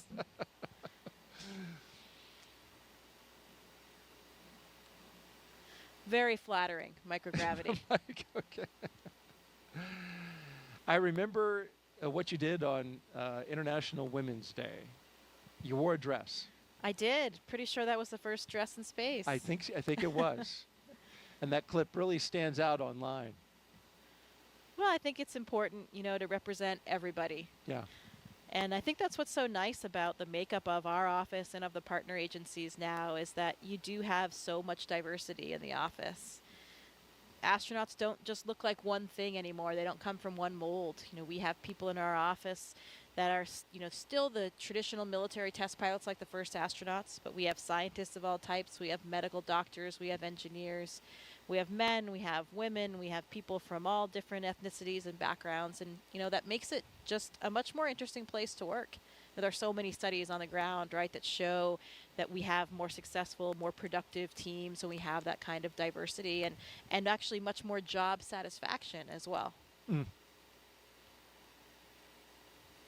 I believe we have a social question as the astronauts are getting comfortable in their seats, got their harnesses on.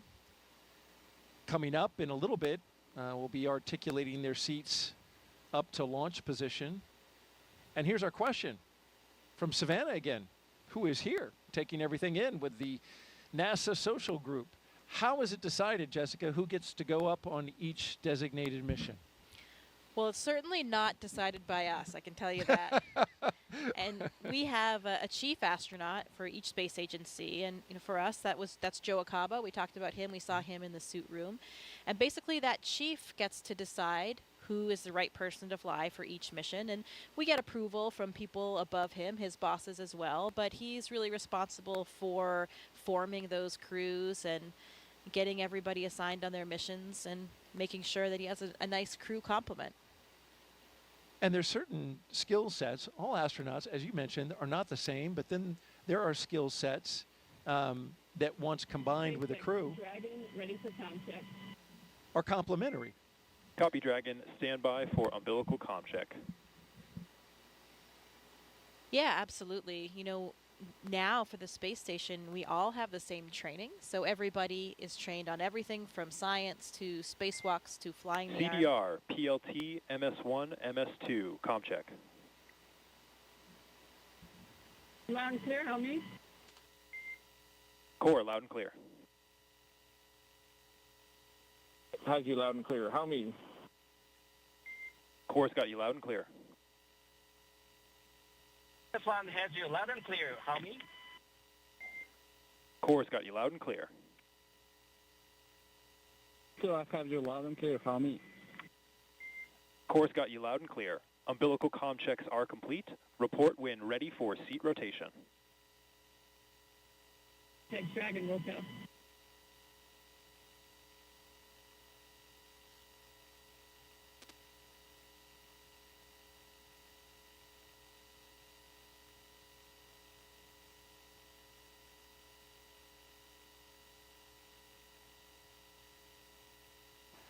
So we just got good comm checks with each of the crew members aboard Crew-7. Going from left to right, we have Konstantin Borisov, SpaceX Dragon, ready for seat rotation. Andreas Mogensen, Copy, Dragon. We will report when initiating. Okay.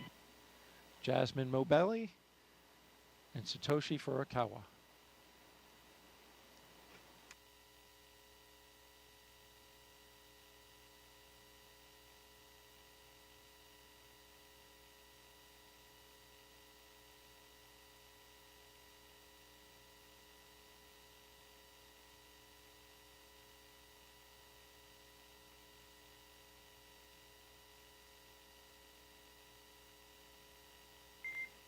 And Dragon SpaceX initiating seat rotation.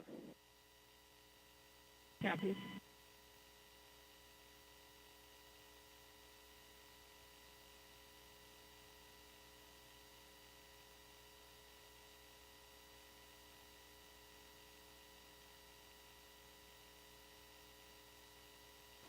So there they go. With a big wave as they rotate the seats upwards so they can be better configured for launch, of course, and also they'll be able to see their display panels directly in front of them. Yeah, the main reason why we want to launch and land in that position is for the G forces, the gravitational forces that we experience. Get up to 3 or 4 Gs on launch and landing, on a nominal launch and landing. And when you take those G forces through your chest, so when you're on your back, those forces are coming straight down, so they're hitting through your chest. That's much easier to deal with than if you were sitting straight up, then they were hitting your head. That would really drive the blood out of your head, and that's why, if you're flying a jet, that kind of Dragon thing. SpaceX, seats are in the launch position. You are go for Section 2, suit leak check preparation. SpaceX Dragon copies, proceeding to Section 2, suit leak check preparation. So yeah, if you're a pilot and you have those G-forces that you're experiencing while sitting up, the blood can drain from your head, and that's why you can get dizzy or lose consciousness, and you have a G-suit on, or maybe you do different maneuvers to help counter that. So it's much easier on the human body to take those G-forces through your chest. And we train in centrifuges as well so that we become accustomed to what those G-forces are, how they feel, and make sure that you can still feel comfortable, function with what you have to do. For me, for the Soyuz training, we did a lot of that in Star City with the centrifuge. Went up to 8 Gs.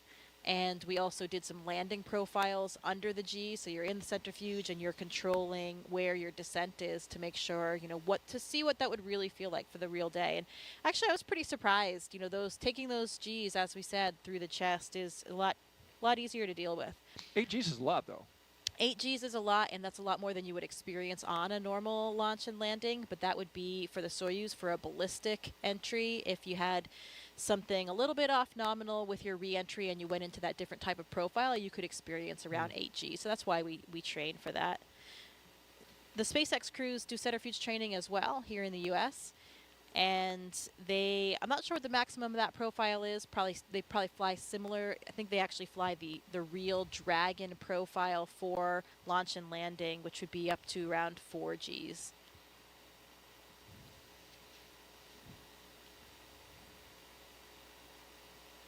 We're getting great stuff from NASA astronaut Jessica Meir as we count down to liftoff of Crew-7. Now just T-minus 2 hours and 25 minutes and counting. But hey, you don't have to be an astronaut to share in this experience, folks. Take a look now as our Crew-5 astronauts explain how you can get your virtual guest passport and be part of the excitement. Did you know there's been over 1 million registrations in NASA's virtual guest program since May 2020? From your neighbor to the Crew-5 astronauts, you might be surprised who is a NASA virtual guest. Do you have Mars 2020? I do. Do you have James Webb? Sure do. Do you have Crew-5? Well, I've got it here, and you guys have it here, but I missed it here. We conducted over 200 science experiments and technology demonstrations on our mission. We loved being part of Expedition 68. We even remembered a virtual guest passport for Einstein, our freefall indicator, but we forgot to register. I missed the stamp. Even if you're doing existing research, never miss a stamp from NASA's virtual guest program. Whether you're en route to the International Space Station or located anywhere around the globe, register at nasa.gov/virtual guests to receive updates on missions and milestones. As a virtual guest, you will receive curated resources and a stamp for your passport following a successful launch. Remember, you only get the updates and stamp if you register. I joined. I won't miss it next time.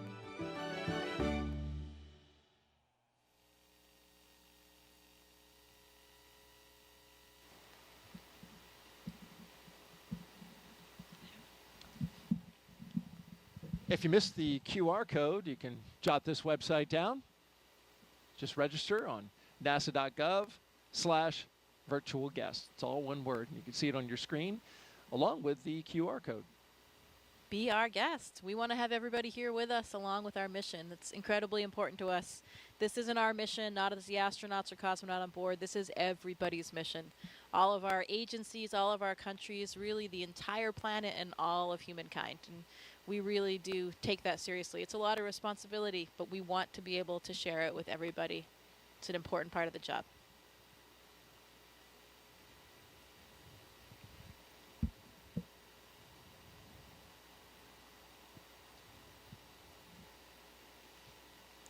Good view of their boots there. It's the second iteration of the boots, I believe, or maybe even third. The early Demo 2 and earlier missions had a different style boot. Yes, Andreas Mogenson's knees and boots are prominent in this particular shot. And once they test again, the pressure suits, we'll see those inflate and the crew members will kind of get a little bit of a zombie look to them. Arms will come up a little bit because, yeah, when your suit's pressurized, it's going to make you look a little inflated. Yeah, and working against that pressure, it's kind of like squeezing an exercise ball. All of your motions are a little bit more difficult to accomplish in that pressurized state. But of course, that pressurized state is really only there to protect us if for some reason we had a depressurization in the capsule.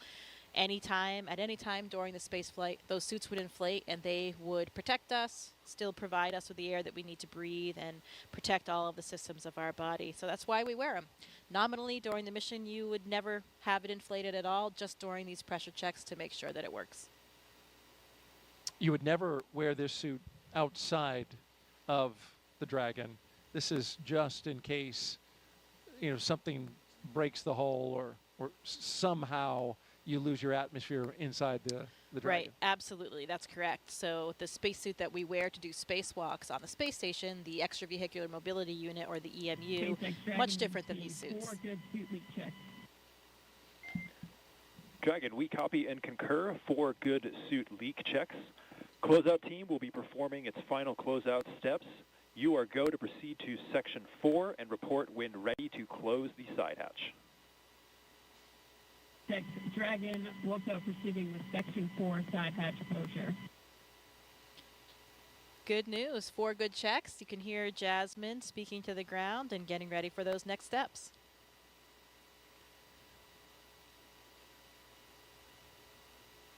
And the SpaceX team and Crew-7 is right on schedule.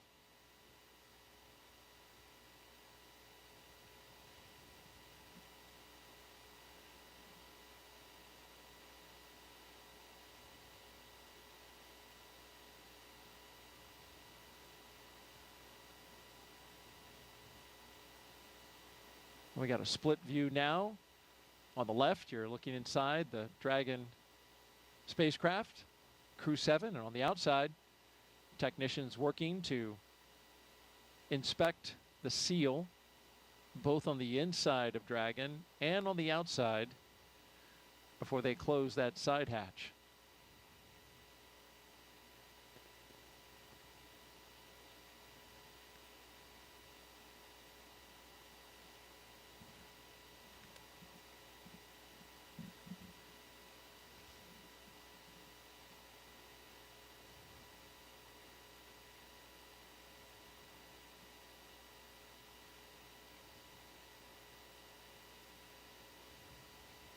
Dragon crew is ready for side hatch closure. Yeah, like you mentioned before, really important. Copy, Dragon. Crew is ready for side hatch closure. At this time, we are also going to proceed into our pre-launch comm checks. Want to make sure nothing is along that hatch seal. Even a hair, something as small as a hair, can disrupt the seal. Another reason why those ninjas are all really covered up, so that they don't, you know, have anything fall in when they're going in and out of the hatch. In fact, we did have a hair breach the seal and had to reopen it up on a previous mission and get it cleaned out. Exactly. Another reason why we do these checks, to make sure everything is in the proper configuration before we go. Dragon, SpaceX, comm check. SpaceX, Dragon has you loud and clear. How me? Core has you loud and clear. TDRS comm check is complete. Stand by for comm checks with DC, MD, and LD in the launch configuration.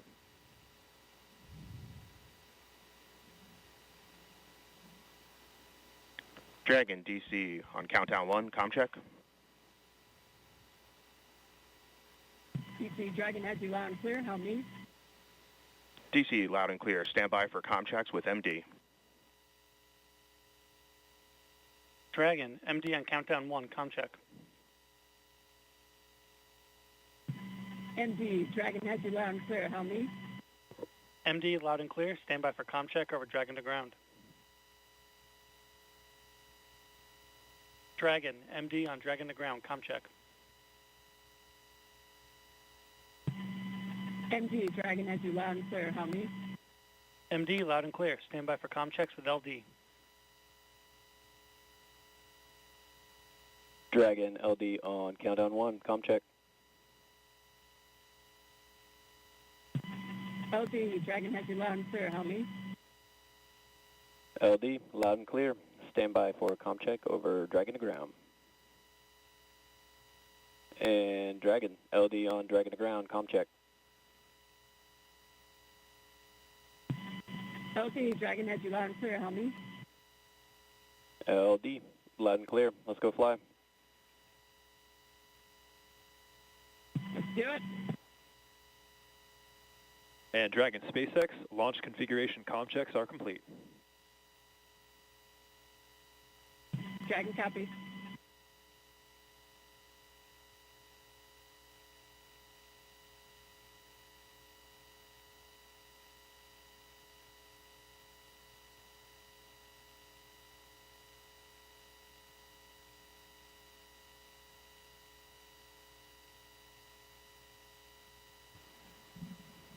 So we just had the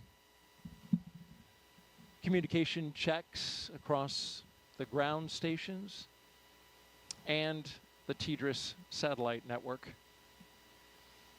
You need a lot of ways to be able to communicate with a spacecraft when it's accelerating at a high rate of speed going up to space, and then of course once it's in orbit.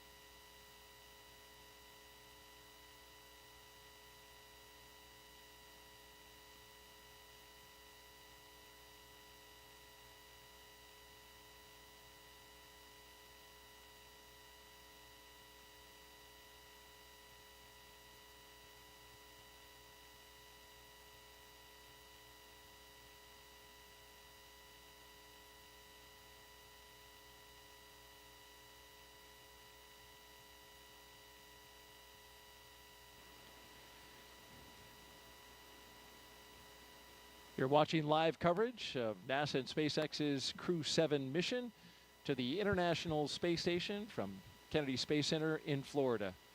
NASA's Daryl Nail joined by NASA astronaut Jessica Meir as we count down to liftoff. Crew-7 got up early this morning, T-minus 7 hours. Had their medical checks, their pre-launch meal. Got suited up at roughly around T-minus 4 hours. Drove out to the pad. Arrived at the pad at right around T-minus 3 hours and change. And since then, they've gone up the launch tower and into the Dragon, where they are strapped in, secured, had their suit leak checks, individual comm checks, and spacecraft communication checks. And now we are awaiting the closure of the side hatch. And we've got a range of time in which this can happen. Yeah, we're looking pretty smooth so far. Those good leak checks, good comm checks. Crew is all situated and ready. I think those feelings of anticipation are building up now as they start thinking about what's going to happen in 2 hours and 13 minutes from now. It will be exciting, and we will have all the best views. It certainly will be exciting, and we'll have all the best views as they go into space. If you're just joining us, you're watching live coverage of SpaceX and NASA's Crew-7 mission to the International Space Station from here at the Kennedy Space Center in Florida. We have beautiful weather for launch. We are 95% go. It doesn't get any better than that, Jessica. Wow, I don't think I've heard a number that high for a while. Yeah, sounds yeah, great. The 45th Space Wing started going to increments of 5 percentage points. They used to do just 10, but then they changed it to 5. Now the best you can get, it used to be 90%. Now it's 95%. All right.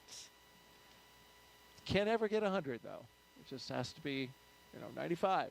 Well, we've got a lot of overachievers on board. That's probably difficult for a lot of people in our office not to get that 100%.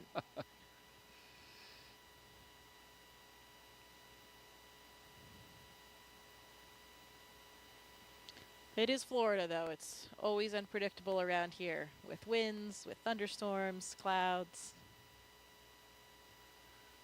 Luckily, we don't see any of that tonight. Or this morning, I guess I should say. This morning, indeed. 1:15 a.m. Eastern Time right now here on the East Coast of the United States. If you're watching over in Europe or Japan, well, it's closer to the afternoon, especially over Japan. Of course, we have JAXA astronaut Satoshi Furukawa. That nation, a strong participant.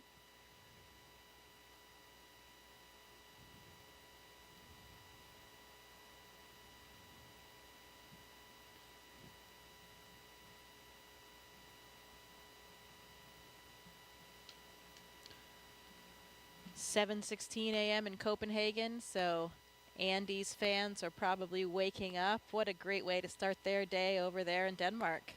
Great start to a weekend on a Saturday morning. Absolutely. Wake up, have a cup of coffee, and watch your countrymen go to space. And once Andy, speaking of Andy, once he arrives at Space Station, he'll be able to take over as commander of the International Space Station. That's quite a responsibility. Yeah, it absolutely is, and it's a nice experience to be able to have some different representation in those roles. You know, he's not the commander of this vehicle, but he'll be the commander on board the ISS, and each of those carries a lot of different responsibilities. And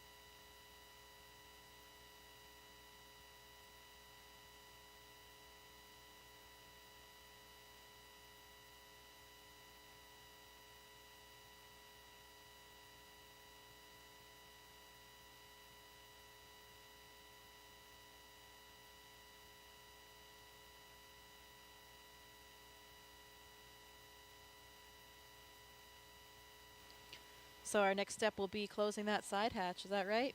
Waiting for that move? Yeah, that's right.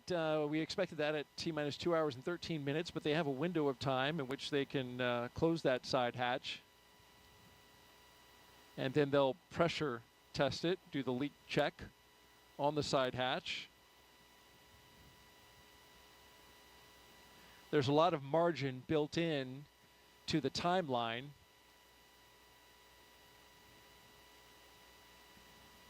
So that in case they have something come up, they have time to work it. We've seen that happen on a few missions prior.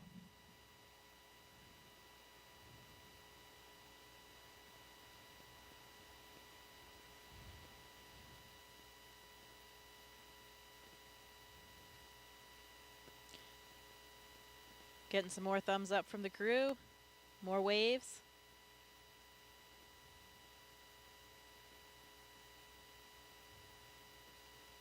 And Dragon SpaceX, the closeout team is taking its final steps in preparation for side hatch closure. Stand by for transition to pad hatch closed. Ensure that all items are secure from now through launch. SpaceX Dragon copies. All items are secure.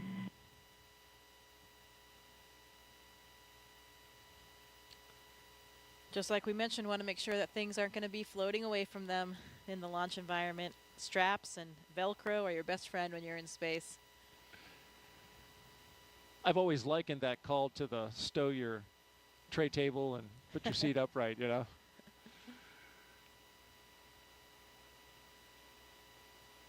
No in-flight service for them, but Like that question that was asked earlier, there will be water and snacks.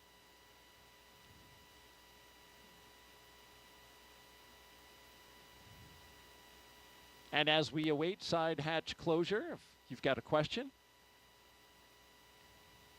for our own Jessica Meir, NASA astronaut, just punch up #AskNASA on the social sites, Facebook, X, and YouTube.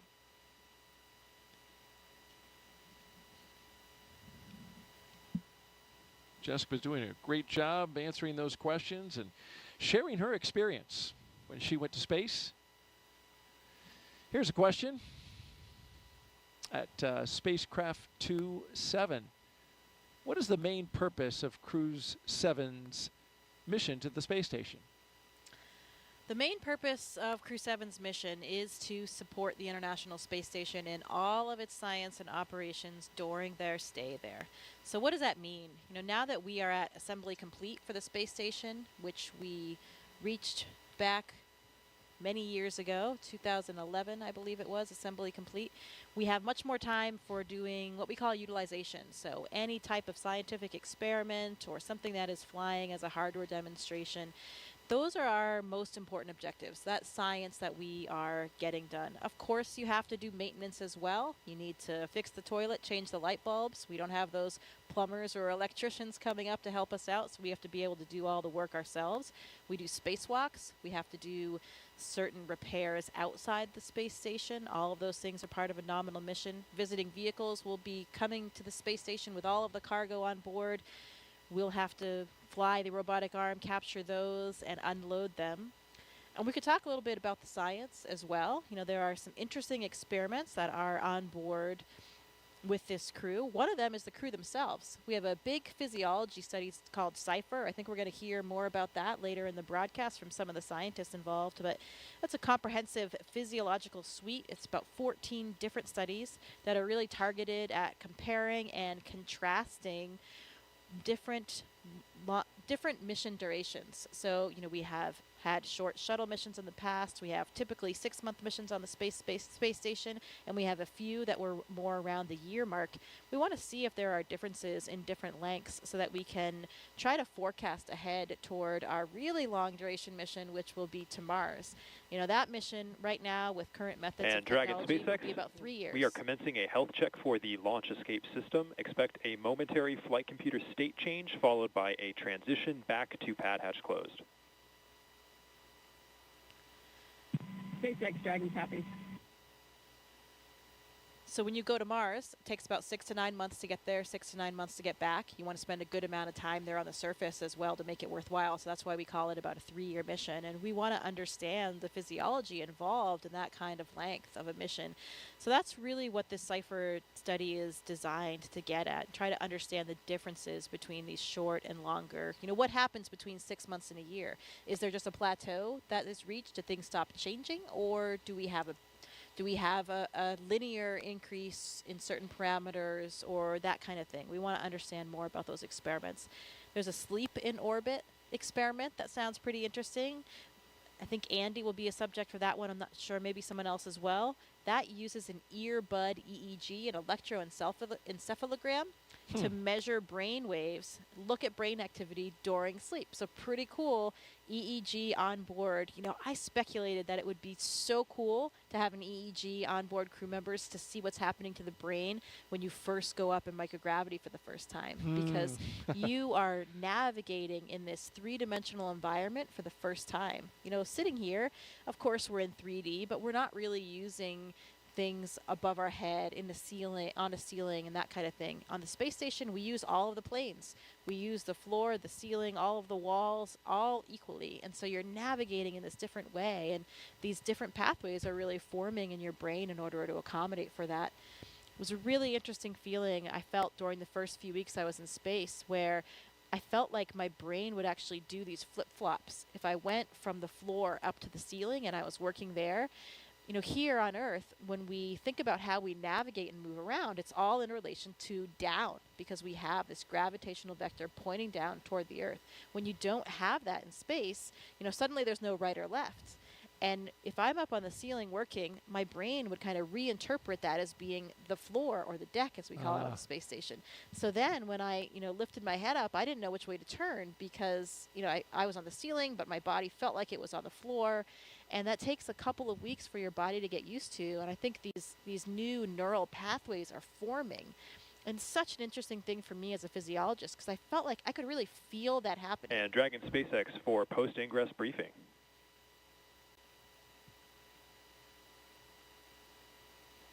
Go for Dragon. Okay, Jaws, we'll keep this one short. At this time, the Dragon team and F9 teams are not tracking any issues, and you couldn't ask for better weather. How copy? Dragon copies. Good to hear.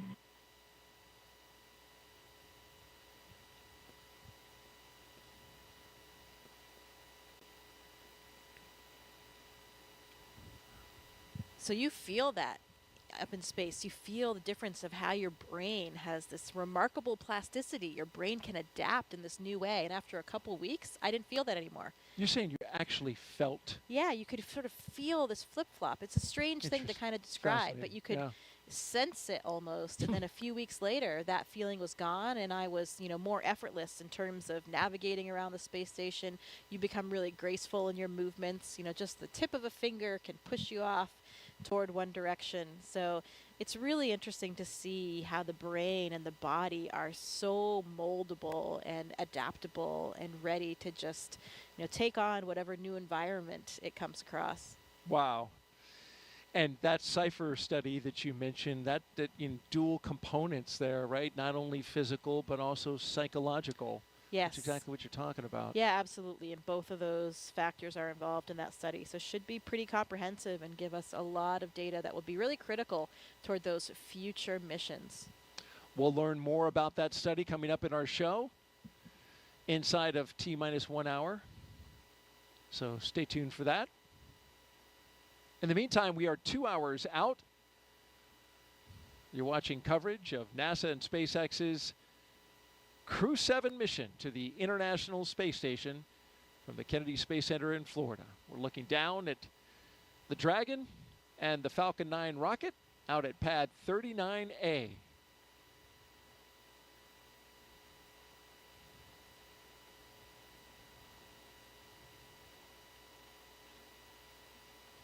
It's been a smooth countdown so far. Countdown proceeding nominally. Onboard Dragon spacecraft endurance. We've heard the communication checks between the Dragon team and the crew. We saw the astronaut seats. They were also rotated into flight position. We got the suit leak checks successfully completed. The closeout lead verified the cabin environments were good. We got the side hatch closed.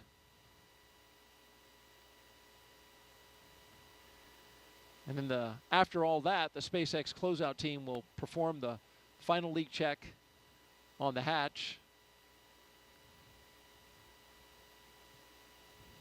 Closeout team will actually depart the pad at T-minus 1 hour. And you are the ASP, the astronaut support person for Crew 2.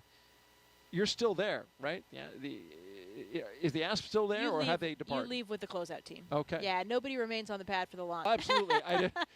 I was wondering if they had already left, but No. Right now they're together. still there. Yeah, that's right. So Anne is still there, probably hanging out somewhere around that phone area, and then she will leave with the closeout team. Anne McLean, she's talking about, spaceflight veteran, NASA astronaut. And there she is. There she is, yeah.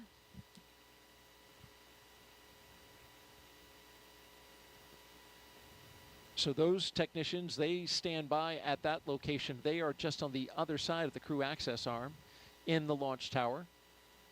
And then you have a designated SpaceX team that is inside that white room.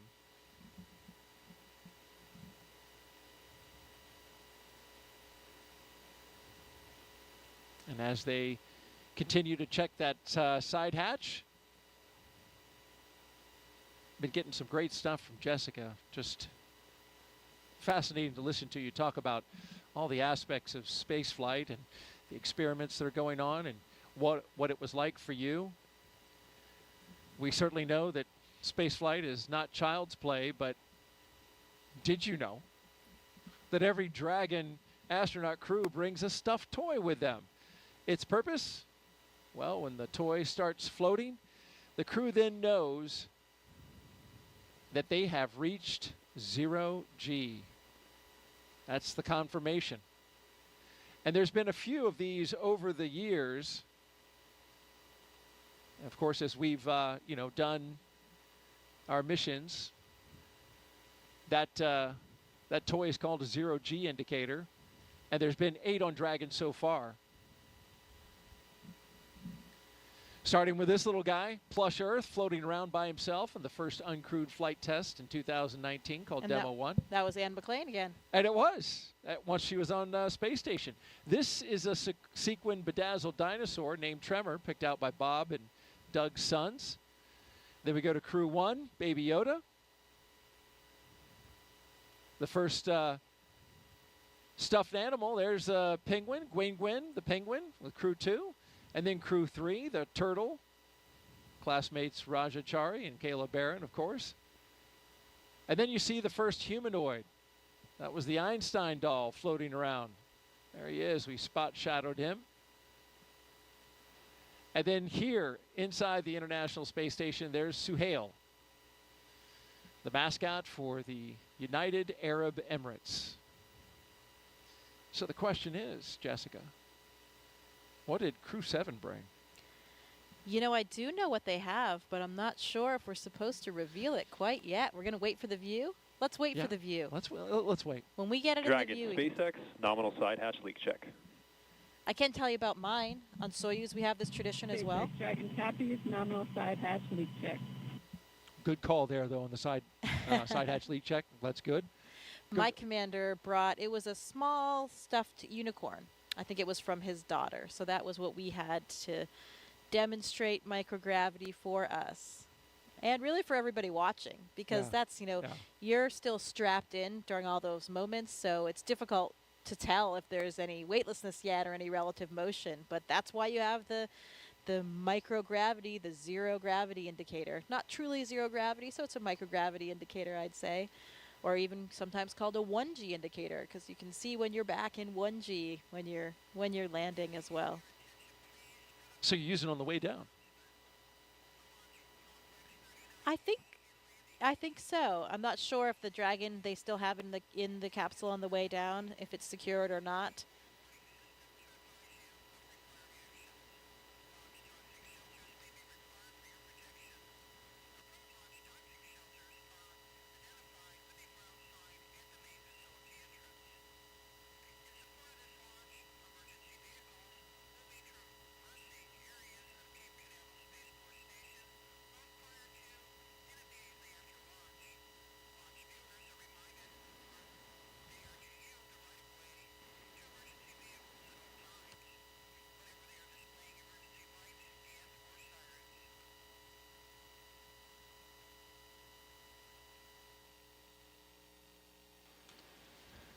Yeah, it's a fun tradition, though, and it's, a group activity, or at least usually up to the discretion of the commander. Who's going to choose it? Maybe it's your first space flight.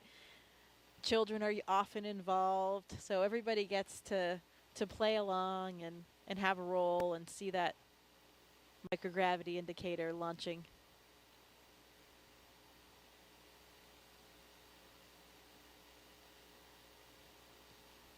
And while we've got a moment here, Jessica, we want to catch everyone up on our preparations for our first launch of a crew around the moon.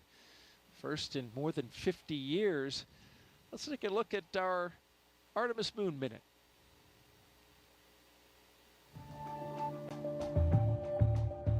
For the first time, Artemis II astronauts got an up-close look at the Orion spacecraft that will fly them around the moon.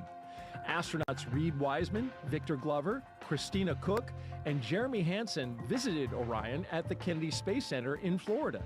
And it looks amazing. Their handiwork is gorgeous. I'm ready to take it for a spin.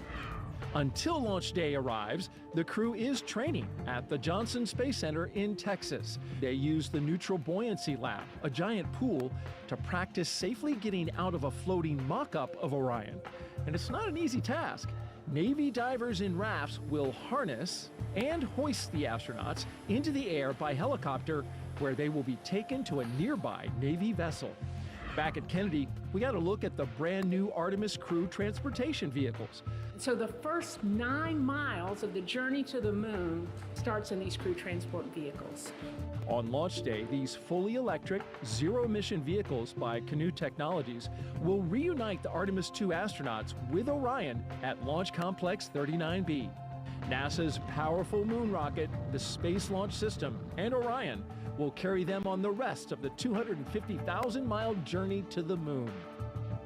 And that's your Artemis Moon Minute.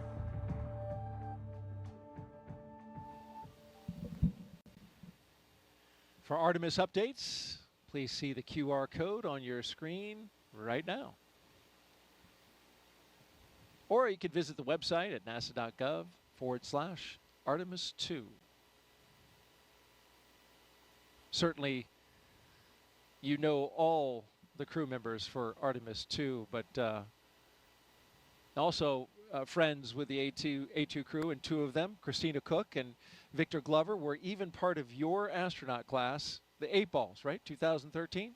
Yes, that is correct. Yeah, I am good friends with all 4 of them, and especially with those 2, with Victor and Christina being my classmates, it makes it even more meaningful. You know, when you are classmates with new astronauts, there were 8 of us, of course, called the 8 Balls, and they're like your brothers and sisters, truly. They really are. And I know if anything happened day or night, I could call on any one of them, no questions asked. And it's really, really exciting that we're going to be sharing this moment with them.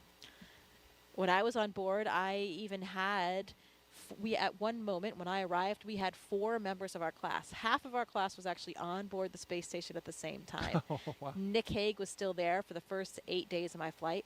Christina, as we just talked about from the Artemis II crew, she was up there already. Of course, the historic all-female spacewalk. That's right. 2019, yeah. And Drew Morgan was there as well. So there were 4 of us from the class, and that was truly something we never thought would happen.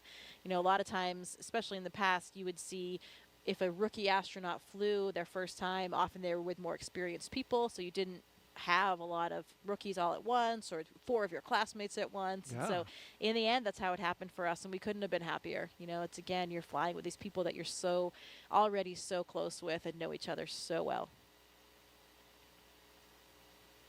And of course, half that class was women, right? It was 4 men and 4 women. Yeah, that's right. That was the first time that we've ever had that 50-50 ratio. You know, we still don't have a 50-50 ratio in the office, but we're trending in the right direction. I think we have about maybe 35% women right now, but heading in the right direction, really like all the STEM fields. And that's why it's such an exciting time when we are starting to have more equity from different backgrounds in everything that we do. As we look at the launch pad there, pad 39A here at the Kennedy Space Center, the Falcon 9 rocket, and the Dragon spacecraft on top. We're counting down towards the next few milestones, and we're waiting for the closeout team to leave the White Room and then eventually drive away. That'll be at T-minus 1 hour and 44 minutes, and then a few minutes after that, they'll drive away from the tower. There you see them by the elevators, wrapping up their work on the launch tower. And, of course, taking a lot of that equipment with them that was being used to cool off the astronauts. And so while they finish their work, let's learn more about what the astronauts are going to do once they arrive at the International Space Station. Let's take a look at their mission overview.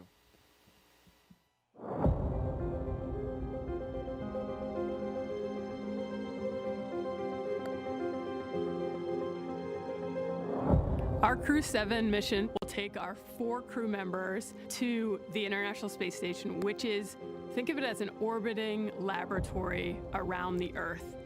In the broadest sense, Crew-7 and Expedition 70 is about the exploration of space, because a lot of the science and technology development that we do on board the space station not only benefits future missions to the Moon and Mars, but it also benefits humanity and it benefits the Earth. The main topic of our work is always science, so we have numerous scientific projects and scientific experiments which we are part of. We're doing science and research on ourselves, our human bodies, and how we react in space so that we can eventually go further in the solar system. Using the long-lasting microgravity environment on board the International Space Station, which we cannot obtain on the ground, we can perform many scientific research that makes our life on Earth better. Well, with my international upbringing, I'm especially proud of the fact that our Crew-7 mission has 4 different astronauts from 4 different countries. And it's just something really special when you think about we've all come from very different backgrounds. We have different cultures and different traditions, but we share those with each other. Working as a team, we can back up each other and accomplish the mission easily. And I hope that this is something which can show the world how we can achieve big things when we cooperate and we work together. It's a human being's instinct to broaden our boundaries. Humans have always wanted to push the boundaries. We're curious beings. We want to know what is out there. We want to see what's behind that hill. We want to see what's behind that sea. We want to see what's behind that planet. Every time we've explored in the past, it has been beneficial to humans and to humankind. We always learn and develop technologies that help us. We learn more about our home planet. We travel out into space to gather knowledge, to expand our understanding of our world and the universe, and return that knowledge to the Earth, to humanity, for the benefit of us all.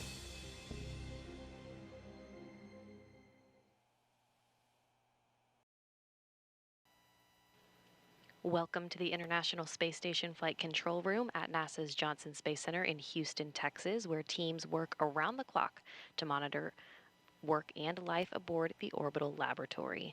Mission Control Houston is essentially the nerve center for operating the International Space Station, working in tandem with our partner agencies and providers around the globe. Together, we've ensured the station is ready to welcome Crew-7. Leading the team inside the room right now is Flight Director Chris Dobbins. He will lead the joint NASA-SpaceX Go, No-Go polls once we're in integrated operations with mission controls here in Houston and SpaceX in Hawthorne, working together to bring Crew-7 to its new home in space. Like many launches to the International Space Station, today's launch has an instantaneous launch window, meaning the crew must launch at exactly 3:27 a.m. Eastern Time to line up with this space station. Launching at that time puts us in an orbit where Dragon's thrusters, which don't have the same power as Falcon 9, can carry Crew-7 the rest of the way to the space station. When Crew-7 arrives at the space station, they will no longer be referred to as Crew-7, but rather as Expedition 69 flight engineers. They'll be declared Expedition 70 once the Soyuz MS-23 departs in a few weeks with NASA's Frank Rubio on board. He will land September 27th with the longest single spaceflight by a U.S. astronaut, with 371 days in space. Once on board, Crew-7 will conduct a direct handover with Crew-6, and Crew-6 will remain on board the station until their scheduled undocking day. A direct handover also helps ensure a continuous U.S. presence on the space station, a record approaching 23 years in duration. After docking and hatch opening on Saturday, Crew-6 will give Crew-7 a safety briefing and orientation, which might be particularly helpful for the first-time space flyers on this flight, NASA's Jasmine McBelly and Roscosmos cosmonaut Konstantin Borisov. As the station is first and foremost a laboratory, the crew will jump right into conducting experiments with new research still to be delivered on upcoming cargo flights. For now, we'll send it back to you, Daryl. All right, thank you very much, Courtney. Back here at the Kennedy Space Center in Florida, looking at pad 39A, the rocket and the spacecraft that will go to that destination that Courtney just gave us an update on, the International Space Station, which of course is flown from Mission Control in Houston. Give you an update on what's happening out the pad. We've got the crew inside the Dragon spacecraft. They are buckled in, plugged in, ready to go, had their comm checks completed. And right now, the closeout crew is making their way, finishing up their work and making their way out of the launch tower. Dragon SpaceX closeout team has departed the crew arm. So that means they're out of the crew arm. You can see them going down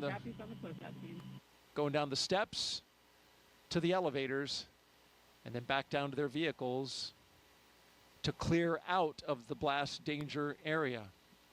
There you see their vehicles awaiting them, the 3 Teslas that took the astronauts to the launch pad. They will take the closeout crew out of the perimeter of the launch area, and they will stand by at an area a good distance away from the launch pad. We're 1 hour and 41 minutes and counting until liftoff, and as we look at the pad and think about traveling to the International Space Station, we talked about the crew and how they'll be performing many groundbreaking science experiments. Let's take a closer look now at some of that science they'll be doing. Overview of some of the science being done on board. And Jessica, you've looked into this mission, of course, as an astronaut with the astronaut corps and a scientist yourself. You're pretty curious about some of the science that's going up on this mission. Yeah, we talked about some of the experiments already, the CIPHER, physiology and psychological experiment, the sleep in orbit experiment. There's another one that I find particularly interesting. It's called ISS external microorganisms. So this is a really cool one because for the first time we're going to be taking samples during the spacewalk to determine whether or not the space station releases microorganisms through things like life support vents. So we'll be swabbing and collecting these samples to try to understand how far they go, how many of them are there, how far they travel, and get a good idea for what it would be like. In particular, if we think about going forward and being good stewards. Now, I like to think about when we travel, we need to be good stewards of our planet. So if we're going to the surface of Mars one day, we need to understand what kind of contamination we might be having and what kind of effect we might have on that planet. So this microorganisms experiment will help understand a little bit more of the impact that we have. And to me, that is the ultimate experiment because it is science and a spacewalk at the same time. Oh, yeah. My 2 favorite things. So if I could knock both out at once, I mean, that would be incredible. A double winner right there. And so they're going to actually swab the outside of the space station? Yeah, they're going to collect those samples during that spacewalk. How about that? Now, what are these vents that you're talking about? What are they venting? So some of the vents are for the life support system. So, we are introducing an atmosphere into the space station to give us the air that we need to breathe. And so there are some vents associated with life support systems in general, stuff that is off gas or released to the external environment. Out into space. That's right. Yeah. And so you're wondering if by chance there could be some microorganisms out there growing, which would just blow my mind if there were. Right, and perhaps rapidly evolving in the space environment. How about that? Fascinating. And as a scientist, Jessica, you did a lot of work early in your career. You've talked a little bit about that. And it calls back to an experiment that is worth mentioning now that had some amazing results. And when you were working on this experiment, it even got a catchy name called Mighty Mouse. And I was wondering if you could share a little bit of that with our audiences. This is a mission to the International Space Station, and science is at the forefront. You were involved in an experiment that had some pretty incredible results. Yeah, the Mighty Mouse experiment is one of my favorite ones to talk about for a couple reasons. One, I'm a physiologist, as we mentioned, and so there's a lot of similarities between the work that I've done and working with animals. This experiment looked at the myostatin and activin pathways. So these are very important molecular signaling pathways that influence muscle degradation or breakdown. So on the Earth, the researchers involved here have identified these as very important for providing possible targets to prevent muscle and bone loss. So you can see a picture here. These are two of the mice in question, the Mighty Mouse experiment. I think it's pretty obvious to the naked eye, even without a scientific background, that they are very different. So what you have here is what we call a wild type mouse on the left, the smaller mouse, just the normal mouse. And then on the right, you have a Mighty Mouse. And this was accomplished in two different ways in the experiment. One, by creating a myostatin knockout mice. So this means that this mouse actually does not have the gene for this pathway. So as you can see, this mouse, these myostatin knockouts, have 2 times the muscle weight compared to the other mice. So because you're blocking that pathway, degradation is not inhibited, and they have much more muscle on board. And you could feel that in the mice. When I was doing the experiment, holding the mice, you could feel how strong they were and how much bigger they were. Interestingly, when we treated another set of mice, again, just the normal mice, with a therapeutic agent, they also did not lose muscle or bone mass in space. What I'm pointing to right there in this picture, this is a bone densitometer. So we were actually putting the mice into this bone densitometer and imaging their bone density while they were on board the International Space Station to get these images, because we're looking at not only muscle, but also bone. These pathways are important for both muscle and bone. And why is this important? This is important for a lot of different reasons. First of all, here on the ground, we have a lot of different disease states that have different types of bone loss or muscle wasting. Muscular dystrophy, osteoporosis, heart disease, any kind of disuse wasting of the muscle for like elderly people or bedridden people. And if we can understand more about the mechanisms involved in these pathways, we can help those patients. And the other interesting thing about this experiment in general is that it also has applications to space. You know, you saw a video earlier of us exercising in space, incredibly important part of our day. We have 2-hour blocks on our schedule because if we don't exercise every day, we will have significant muscle loss and bone density loss. We have these really large systems on the space station, these pieces of exercise equipment to keep our bones and muscles healthy. But when we talk about going back to the moon, going to Mars for long periods of stay, we'll have smaller capsules. We won't have these big pieces of equipment. And so we might need to employ some of these strategies that we're learning about on the International Space Station. So that's why this experiment is such a favorite of mine. It really touches life back here on Earth, helping patients with various disease states.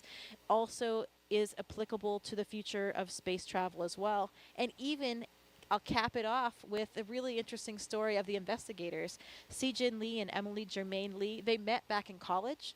Se-Jin was working on the myostatin pathway, the one involved in the muscles, and Emily, before she was his wife, she was already working on the activin pathway, the one involved in bone. And they realized, although they were working separately at the time, they had this very complementary system that worked in concert. And if they worked together, then perhaps they could solve some of these even bigger questions. They were incredibly excited. They had always dreamed of having an experiment of theirs fly in space, and they had demonstrated these concepts on the ground. So it was really cool to be part of this team and watch that experiment come to fruition and to have such dramatic results. Again, those mice that were treated with this therapeutic agent did not lose muscle and bone density in space, while the ones that were not, just like us, had dramatic losses in both of these. So really interesting to see that these agents were successful in space and the applications it might have for the future.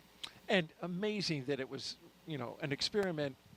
The results, of course, incredible, and they obviously, you can see them in the photo of the mice and how it turned out. But I mean, this experiment was right in your wheelhouse, right? All of that came together, both the scientists, you up on board the International Space Station as well. I remember reading, I looked into the study a little bit in preparation for the show, and space was said as, the ultimate bed rest, right? Yeah. Which is not good if you're trying to maintain that bone and muscle mass. Right. We need to make sure that we can bring astronauts back to be healthy. And when we think about going and walking around on the moon and Mars, we need to make sure that astronauts are healthy when they get there as well.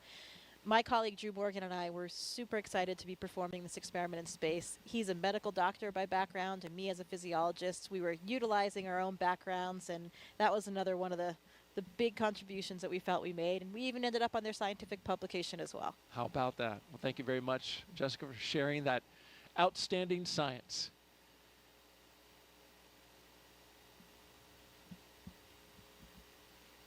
T-minus 1 hour and 30 minutes and counting. We're awaiting the launch escape health check.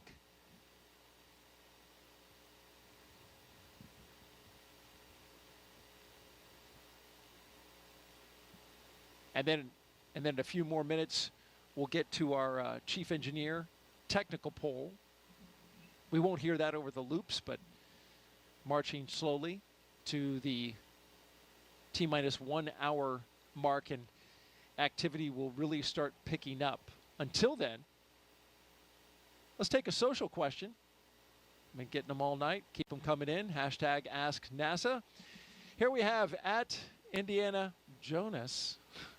Do you have a favorite item, Jessica, that you brought with you to space? Yeah, I think we'll actually have a chance coming up here to show some of the items of things that I brought to space. So I won't spoil the surprise quite yet of everything. But, you know, a lot of times astronauts will bring pictures of loved ones, whether it's a physical picture or just something that we can bring up, sent up on a computer or an iPad. And we like to bring things that represent our different backgrounds, for representing universities we went to, clubs that we belonged in, because, you know, we've talked about it a little bit already, but, you know, this is not just our mission. This is really for everybody, and we want to carry that enthusiasm and that excitement with everybody to show them that they are a part of it. So there are so many things. You wish you could bring more because our capacity is very limited, but, you know, we have to think long and hard about which items we'll bring up with us. Well, let's talk about that flight kit a little bit more. Each Crew-7 astronaut is allowed to bring a few personal items with them for their roughly 6-month stay in space. And we're holding your item as a surprise. Let's take that crew shot and we'll talk about what they're bringing up. You see all the way to the left, Konstantin Borisov. He's bringing up his son's first toy, going left to right. Next is Andreas Mogensen. He picked the zero-G indicator along with his children, and he kept it a surprise. And so we're waiting to see that. We're going to see it float in space. We'll learn more about that in a bit. And then to his right is, of course, the commander, Jasmine Mogbelli. She brought 2 dragon stuffed animals, one for each of her twin girls, and she's going to show them floating around in space to her girls. So we're going to take a little video, send that to them. It's a touching thing to do for your young kids. And then all the way on the right, Satoshi. He's bringing photos of his family and friends and photos of current students at the school he graduated from. Yeah, we take a lot of pictures of these items floating around the space station, usually in front of in the cupola, so you've got the Earth in the background. And actually, it's difficult to get some of these photos sometimes. You get a little air and some ventilation, an object gets caught in the ventilation. It's not floating exactly, just staying still where you want it. The light changes all the time in the cupola, so you have to kind of master out this system to get proficient at it to take these pictures, because it can take quite a bit of time. But it's so important and so meaningful for the people back on the ground that we do our best to capture as many of them for the loved ones that we have and for everyone down there, because it really does mean so much to everybody. Wouldn't it be better to have video rather than a picture of something floating around? Yeah, we do video too. Okay. But you're right. You're right. A lot of times it's just a still image that we have, but depends what you want to use it for.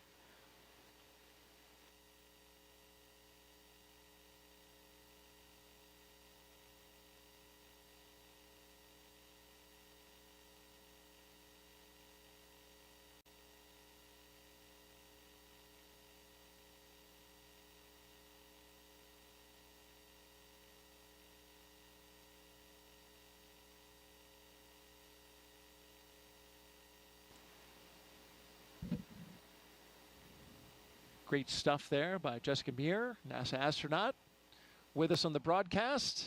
Thank you very much, Jessica. And continuing to count down, 1 hour and 25 minutes and counting until liftoff of Crew-7. You're watching NASA's coverage.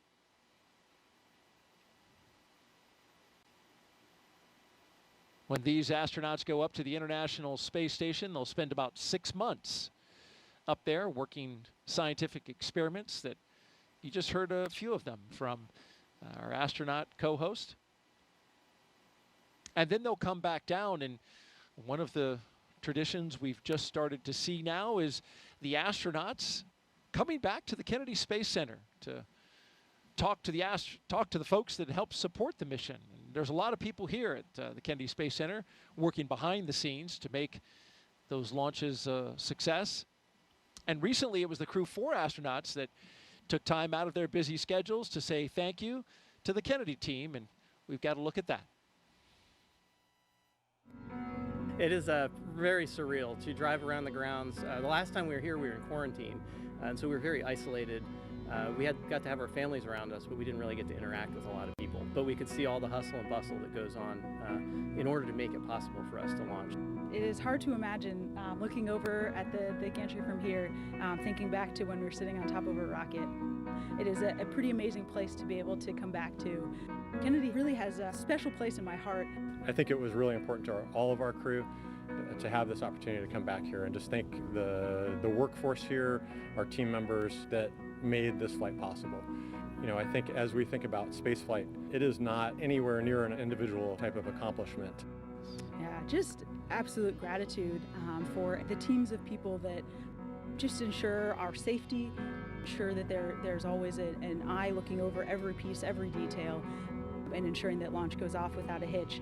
So many of you have been a part of that journey, your investment, your expertise, making us successful in our work and getting us home safely. And we're grateful for the work that you're doing. So it is incredibly special to be back here and get to actually interact and thank all the people that contribute to the mission and were able to get us off the ground and bring us home. It's just an amazing place, just such a talented pool of people that enable such amazing expeditions to fly out of the Kennedy. So it's really cool to be back here and to get to meet the people that are making all of that happen.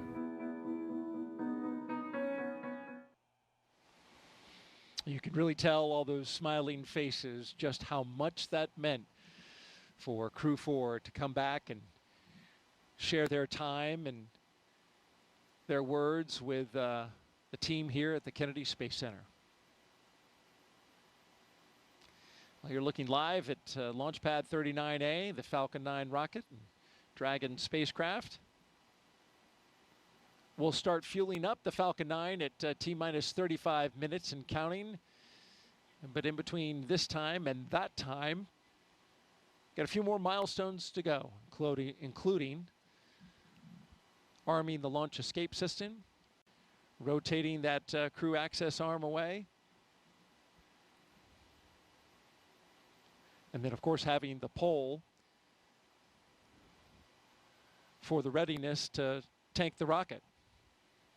And this view right here, you're looking at special guests that have gathered at Banana Creek facility here on the Kennedy Space Center. Launch watchers. Got a big group here, which is impressive because it is 2 a.m. Eastern time, but it's always exciting to take in a crewed launch when you know that you've got astronauts going up on top of a rocket. And so they've all gathered pretty early in the morning here and pretty early in the countdown. An hour and 21 minutes to go. It's great to see the crowd out there at the Banana Creek viewing site. Got about 6,000 people who are at various viewing areas around the Kennedy Space Center. Banana Creek is one of them. Also got folks along a causeway that's just across the water, watching from those locations. Of course, we've got special guests up at a building we call the Operations and Support Building. We've got our own Jasmine Hopkins up there who will be interviewing some special guests here in the final hour. And they're joined by several hundred VIPs who are taking in the site from the 5th floor up there on the balcony. It's a great view up there as well.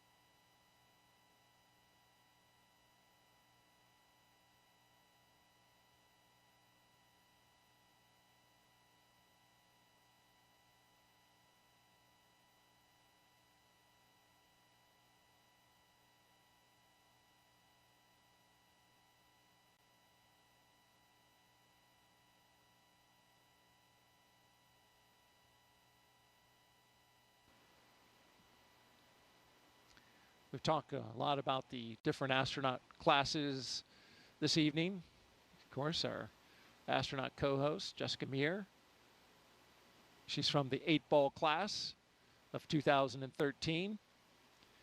Our crew tonight, the commander, Lieutenant Colonel Jasmine Belli, is the only NASA astronaut going up on this flight. It's a multinational flight.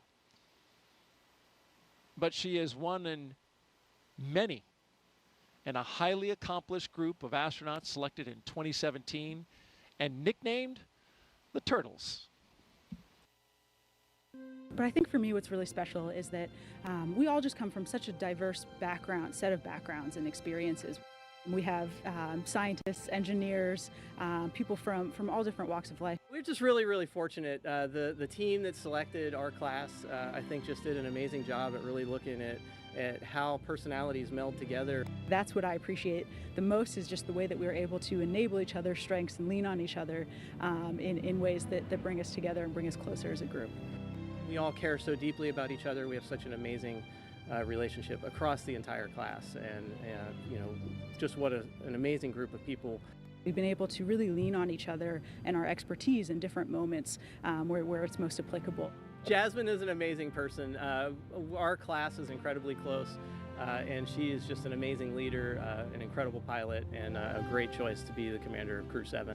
And that's one of the biggest blessings of being up here for so long for me, is I'll have flown with pretty much half of my class. We now have a continuous turtle presence in space, which started with Crew-3 when Kayla and Raja launched, which we look forward to Jasmine carrying forward. So the Turtles class, an amazing class. They were the class that was selected just after my class of the 8-balls, and pretty cool that they have this kind of run of the space station right now. I remember when we were saying that about the 8-balls, but Jasmine, will be joining her classmates Frank Rubio and Woody Hoberg on board. They are already up there awaiting for her. And then Laurel O'Hara will be joining from her Soyuz launch in the middle of September. So pretty exciting to have all of those turtles up there at once. And I know that's how it felt for me. Daryl and I were talking earlier about when I arrived on the space station and we had 4 members of our class all up there at the same time. And in thinking about it, I think I've talked about all 7 of my classmates during this broadcast. You've seen photos of most of them in the previous coverage. And it just shows how we really do become like a family here at NASA in the astronaut office, especially with those classmates. We talked about my classmate Ann McLean. You saw her as the astronaut support person on the pad, helping the crew with all of those final preparations. We saw Christina from the spacewalk footage from the spacewalks. Actually, we did 3 spacewalks together, Christina and myself, during our mission. And you saw Victor and Christina in those Artemis images as well, as they are now in training for the incredibly exciting Artemis 2 mission. You saw some footage of Nicole Mann and Josh Cassida from their recent mission on board the space station. They were on Crew-5, so again, carrying that legacy with them. We talked a little bit about Nick Hague earlier as well. Nick was there on the space station when I arrived. And I talked about Drew Morgan just recently with the Mighty Mouse experiment. Drew was the astronaut that I was up there. Actually, I didn't spend a day in space without Drew. He was there for the entire 7 months of my mission. I was up there for 205 days, so almost 7 months. He was there already when I arrived, so he was up there even longer. He had about a 9-month mission. So there you have it, all members of the class. We've been represented in this broadcast, but it's not about us today. It's about those turtles. So more about them. We are so excited to see Jaws on her way, headed to join her classmates, Frank and Woody, up there. You know, we have right now on the space station the 4 crew members that flew up on Crew-6, of course. That's Woody Hoberg, Steve Bowen, Sultan Al-Nayati, an astronaut from the United Arab Emirates, and also Andrei Fadayev. They arrived on the Crew-6 vehicle, so they'll be departing about 5, 6, 7 days after Crew-7 arrives, they'll have a handover period so they can really get accustomed to everything that's going on, hand over whatever information they need, and then they'll depart. And then we have Frank Rubio and cosmonauts Sergei Prokopyev and Dmitry Petelin. So this crew will be joining the 7 crew members that are already up there until that handover period ends, and then the 4 from Crew-6 will depart. The Soyuz crew is scheduled to land, I think, September 27th. So Frank will finally be returning home from space back here to the U.S. And his mission was extended, so he will have been up there for over a year when he lands. Finally, and he's going to break the record, right? Longest That's continuous stay in space. That's right. It has been an incredible mission for him, but of course everyone is very excited to have him back on the ground as well. And I'm sure he will be just as excited to be back on Earth and be able to visit his friends and family and take a hot shower. Showers are always very welcome when you come back. You know, you do get surprisingly, you feel very clean on board. I was surprised by it, but it's kind of like a sponge bath that we get up there, but you really do feel clean. And part of the reason why is you just don't feel as dirty as in space. You know, not even your clothes are really resting against you when you're in microgravity. Everything's kind of floating. You don't go outside and get sweaty in the hot Florida humidity like us sitting here in these chairs getting a bit hot. You just don't experience that because you're never sitting down. You know, you don't. But you are perspiring, right? You're losing water through the skin. Sure. But it's not sitting there, right? Absolutely. You still have all the same physiological mechanisms going on, but it's a temperature control environment, so you're not really sweating throughout the day aside from when you exercise, and then you do sweat quite a bit. Okay. And it's really cool to see because the water, it doesn't just fall down, doesn't fall off of you like it does here on Earth. It'll kind of accumulate until a force acts upon it. So you might have a ball of sweat kind of growing on your head, for example, if you're Victor Glover, you don't have any hair up there, or Luca Parmitano on my mission. And yeah, it behaves differently until it'll come off in a with a just once dispersing. You have motion imparted onto it. That? Great stuff from NASA astronaut Jessica Meir as we count down 1 hour and 11 minutes until liftoff of Crew-7 from the Kennedy Space Center in Florida. If you're here with us in the area and you want to hear the call-outs live as they happen, you can hook that up on amateur radio. The VHF frequency you can see on your screen, 146.940 megahertz, and on the UHF radio frequency, 444.925 megahertz FM mode. And you can hear that throughout the county here on the Space Coast. So we're a little over 1 hour until liftoff. And this is a continuation of regular crew flights to the International Space Station from U.S. soil.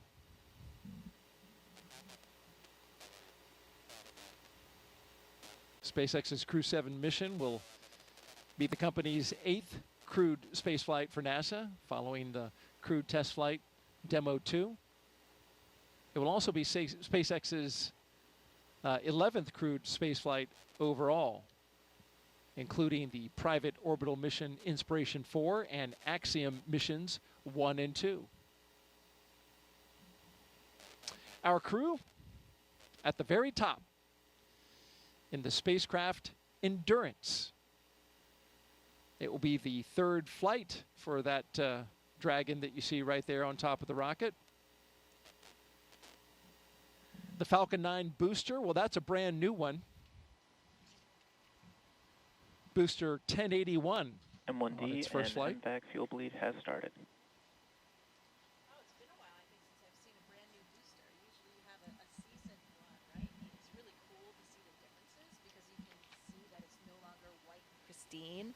As they are reused more and more. Pretty cool to see. Yeah, you were talking about the booster, how, you know, in the reuse booster, you've got that sooty exterior on it, and this is a brand new one. Of course, commercial crew program, they'll they limit the number of boosters in terms of their reflight for use on Crew to 5. The Endurance, its previous missions were Crew-3, Crew-5, and of course today, Crew-7. If you're just joining us now, we've had a great countdown so far. Weather is nearly perfect, 95% go. We've got a crowd of launch viewers on hand at our various locations around the Space Center. More than 6,000 people here in the local area, and of course, beyond that, outside the gate, even more.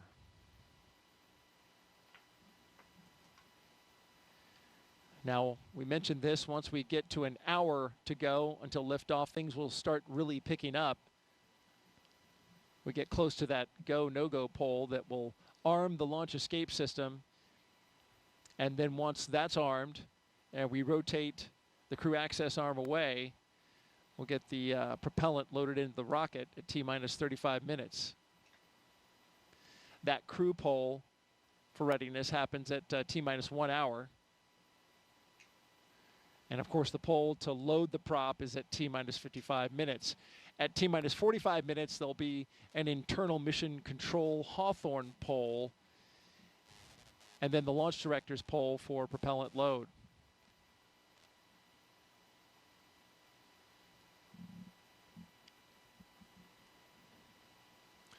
I mentioned the crew access arm. That'll retract when we get to T-minus 40 minutes. And the crew will get the call to close their visors and arm the launch escape system.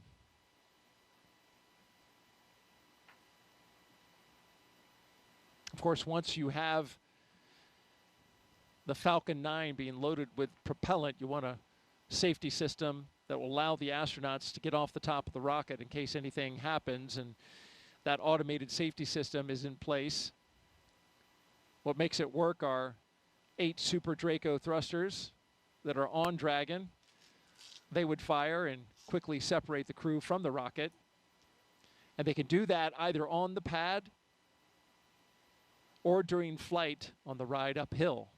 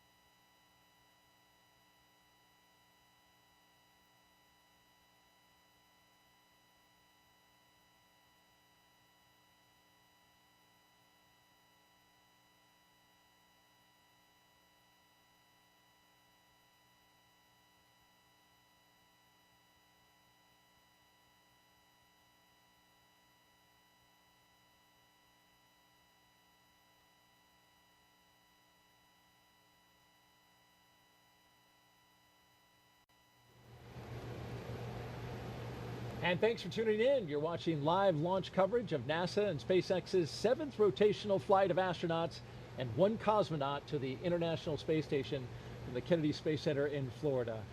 NASA astronaut Jessica Meir has been with us over the past 3 hours, talking about Crew-7 as they have prepared for launch. Also talked a lot about science and a phenomenal number of other fascinating topics. We really appreciate you being here. We're now closing in on T-minus 1 hour until liftoff, and your thoughts on how we've done so far? Things have been proceeding nominally, as we say in the space business. Things are looking good. The leak checks were good. Comm checks were good. The hatches closed. I think we're in good shape. And the weather, what did we say? A 95% favorable odds for weather. So looking good, and I'm feeling good about it tonight. What about you, Daryl? Oh, I am feeling fantastic, and it's good. We both got the positive vibes going. You mentioned the weather. It's nearly perfect. Liftoff time still holding for 3:27 a.m. Eastern time and 27 seconds if you're right down to the second. We're tracking no issues with the Falcon 9 or Dragon, as Jessica mentioned. The range is green. Weather, good to go. Over the past 3 hours, we want to review now what our crew's been doing, and there you see them. Jasmine Mobelli, Andreas Mogensen, Satoshi Furukawa, and Konstantin Borisov. They have been getting ready to launch into space. Let's take a moment now to recap the overnight launch preparations. After waking up and having a meal, SpaceX helped the astronauts into their suits, as you can see right here at the historic quarters suit-up room. Then the crew, well, once they got their suits pressure tested, they walked right out of the same path that every NASA astronaut has done since Apollo 7, waving to family and loved ones after getting inside their Teslas with the gull-wing doors coming down. Valve cycle to equalize They joined a caravan led by Center Security on a 20-minute ride to Launch Complex 39A. Big smiles all around. All the way around. And then following their arrival to the pad, they got a look at their rocket, and in they went, walking across the crew access arm and right into their spacecraft. And those big smiles you mentioned, Jessica, we just saw them right there. Looks like the crew, they're good to go. They truly are contagious, those smiles. It is difficult not to be smiling and excited when you know you are about to leave the planet for the first time for some of these, for Jasmine and for Konstantin as well. Absolutely, and a lot of preparations have been brought to us at this point, including a dry dress. A lot of things have been going into this so to get everybody ready. Of course, we had a launch delay yesterday.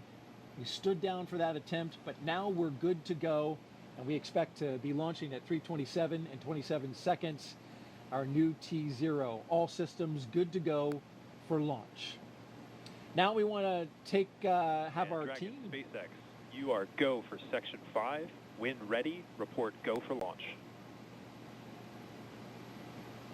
Dragon copies, go for Section 5.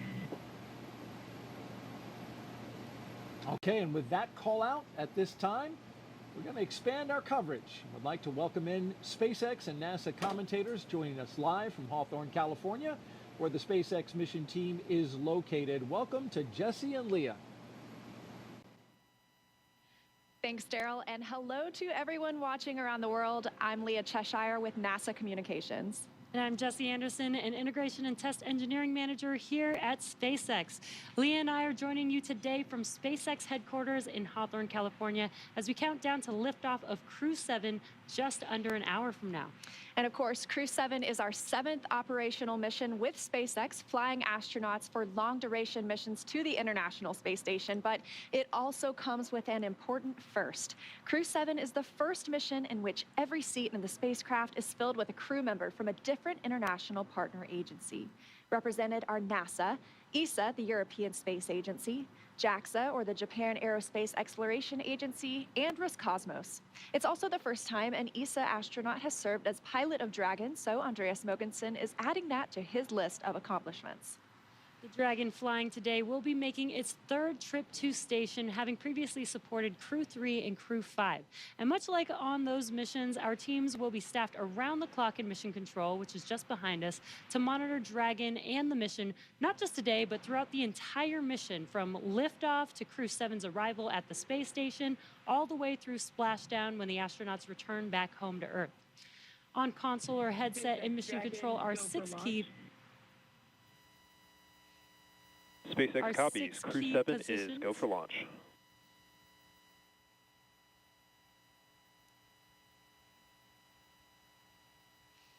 The mission director is in charge of the room and tasked with making real-time decisions to ensure mission success. The person that you may hear talking to the astronauts, which we just heard a few seconds ago, is the Crew Operations and Resources Engineer, who you'll hear us refer to as the core throughout the broadcast.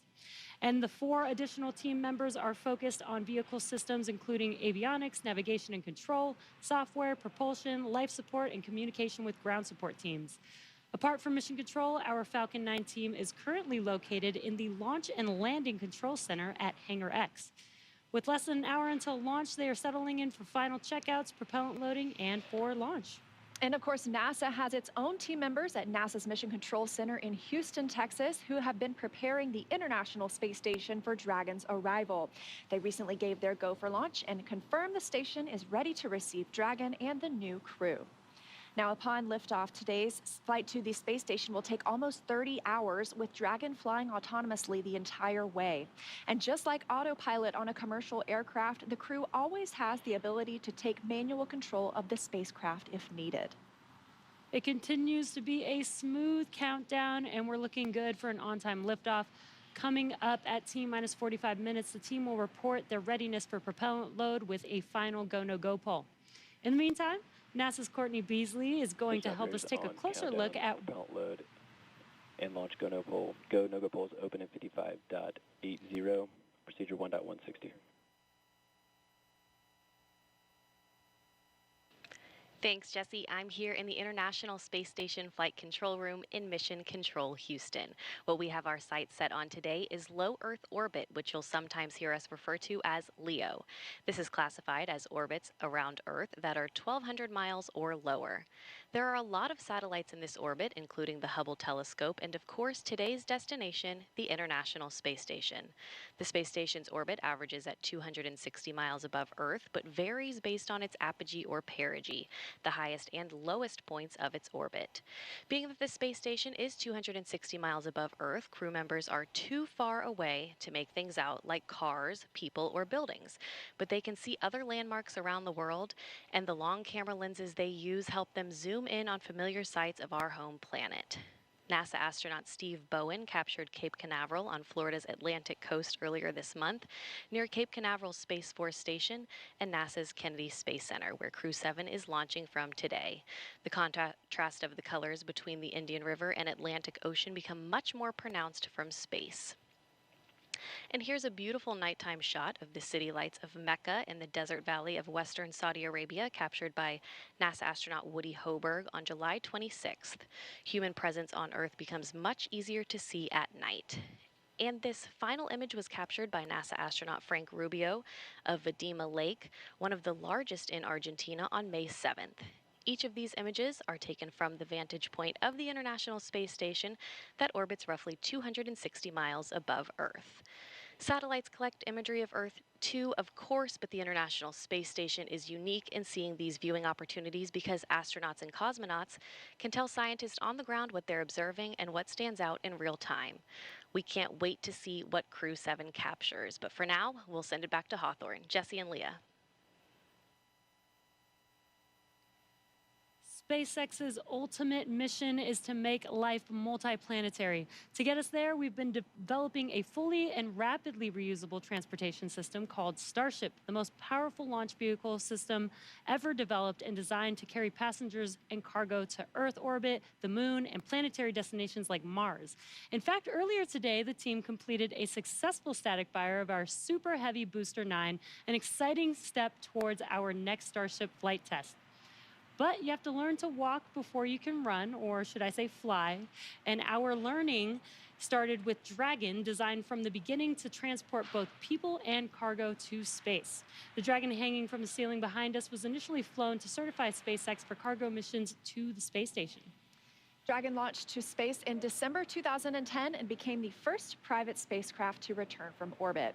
2 years later, Dragon became the first commercial spacecraft to deliver cargo to and from the space station, and in 2020, as we remember well, became the first private crewed spacecraft to reach the International Space Station. Altogether, the reusable Dragon spacecraft has completed 9 human spaceflight missions and visited the International Space Station 38 times. Dragon is capable of carrying up to 7 passengers to and from Earth orbit and beyond. And these days, we are very much focused on the beyond. Now, of course, we already have explorers on the Red Planet, paving the way for humans who will arrive in the future. NASA's Perseverance rover landed on Mars in 2021 after an almost 7-month journey. Its mission addresses high-priority science goals and also provides opportunities to gather knowledge and demonstrate technologies that address the challenges of future human expeditions to Mars. These include testing a method for producing oxygen from the Martian atmosphere, identifying other resources such as subsurface water, improving landing techniques, and characterizing weather, dust, and other potential environmental conditions that could affect future astronauts living and working on Mars.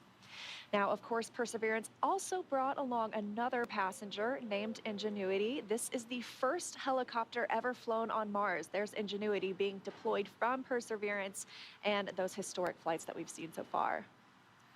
When the time comes for human explorers, they'll have to take everything with them for a surface mission. Building bases or even cities on Mars will require huge amounts of cargo and eventually crew. So we're designing Starship from the beginning to carry hundreds of tons of cargo into space and be able to be refueled in orbit. Before Mars, Starship will play a key role in the exploration of the moon. SpaceX is providing the lunar lander, which will return astronauts to the lunar surface for the first time in 50 years under NASA's Artemis missions. With the ability to deliver cargo and people to the lunar surface, we'll be ready to help humanity build a sustainable presence on the moon and learn how to live off-world before the next step to Mars. Today, however, we are going a little closer to home, and the work we're doing on the space station also paves the way to Mars, but it takes place in low Earth orbit.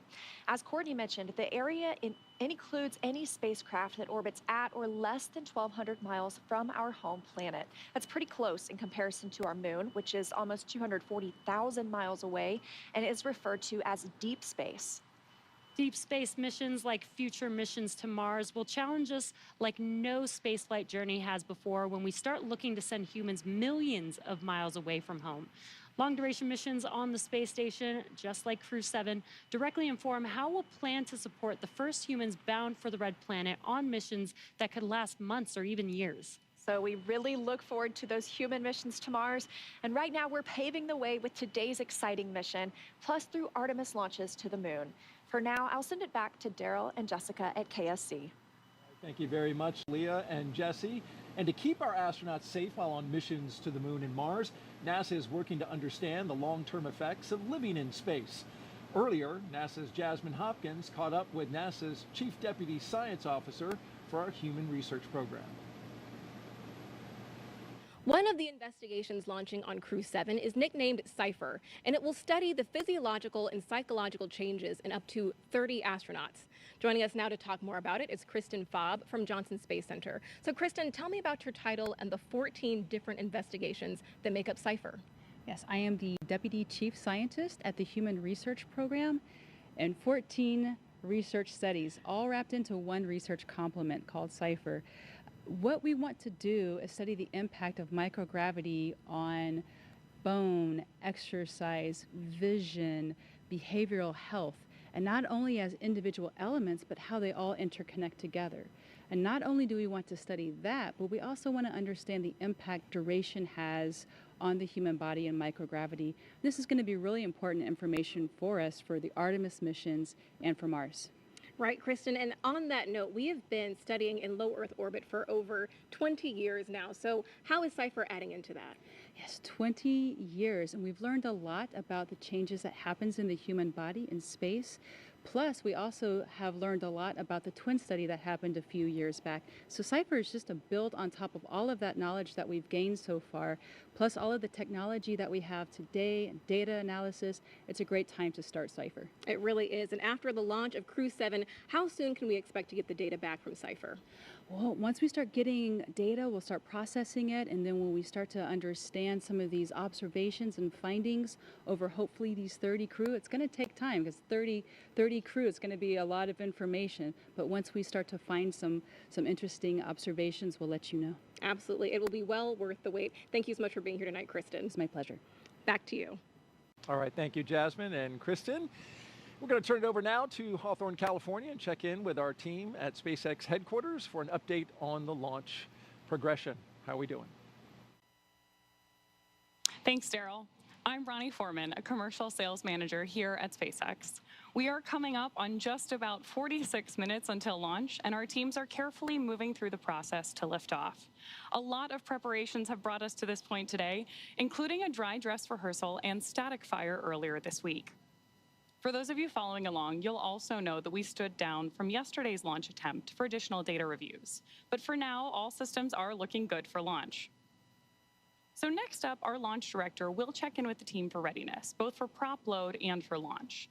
The 7 SpaceX responsible engineers, often called REs, indicate that they are go by voting electronically. The launch director will also check in with the Dragon mission director, or MD, on the nets, and NASA launch manager to make sure that they are ready to move forward as well. And as Jesse mentioned earlier, the Falcon and Dragon launch teams, as well as key NASA launch members, are in the Launch and Landing Control Center at Hangar X in Florida. On screen, you have that incredible view of the Dragon spacecraft with the crew access arm still in the service position.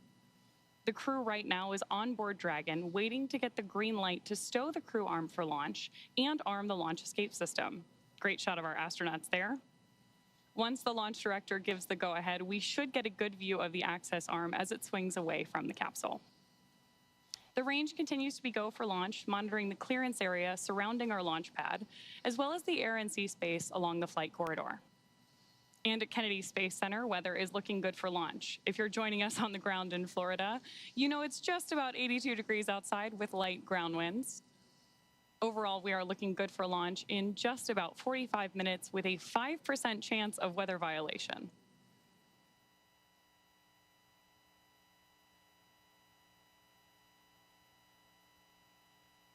Right now, we are listening in for that readiness poll announcement and instructions to our launch team.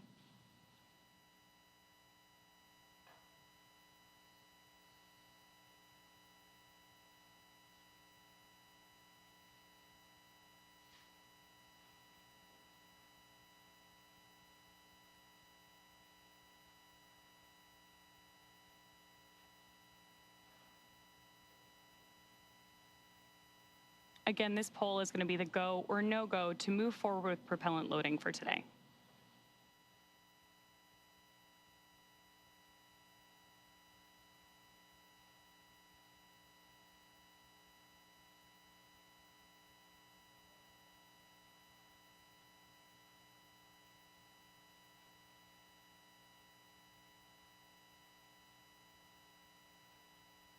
As soon as that briefing ends, we should see that crew access arm, which you can see lit up on your screen right now, immediately start to move away from the capsule when that stow procedure begins.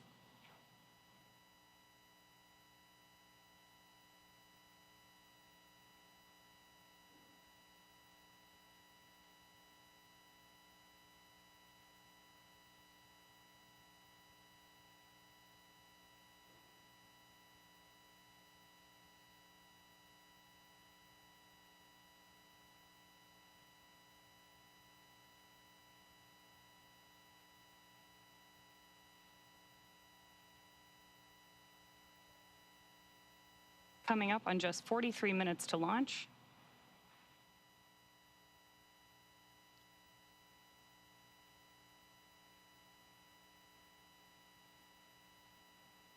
Great nighttime views of our Falcon 9 and Crew-7 capsule there on the screen. SpaceX Dragon. Go ahead, Dragon. We didn't hear the poll for prop load and launch readiness, so just give them a call.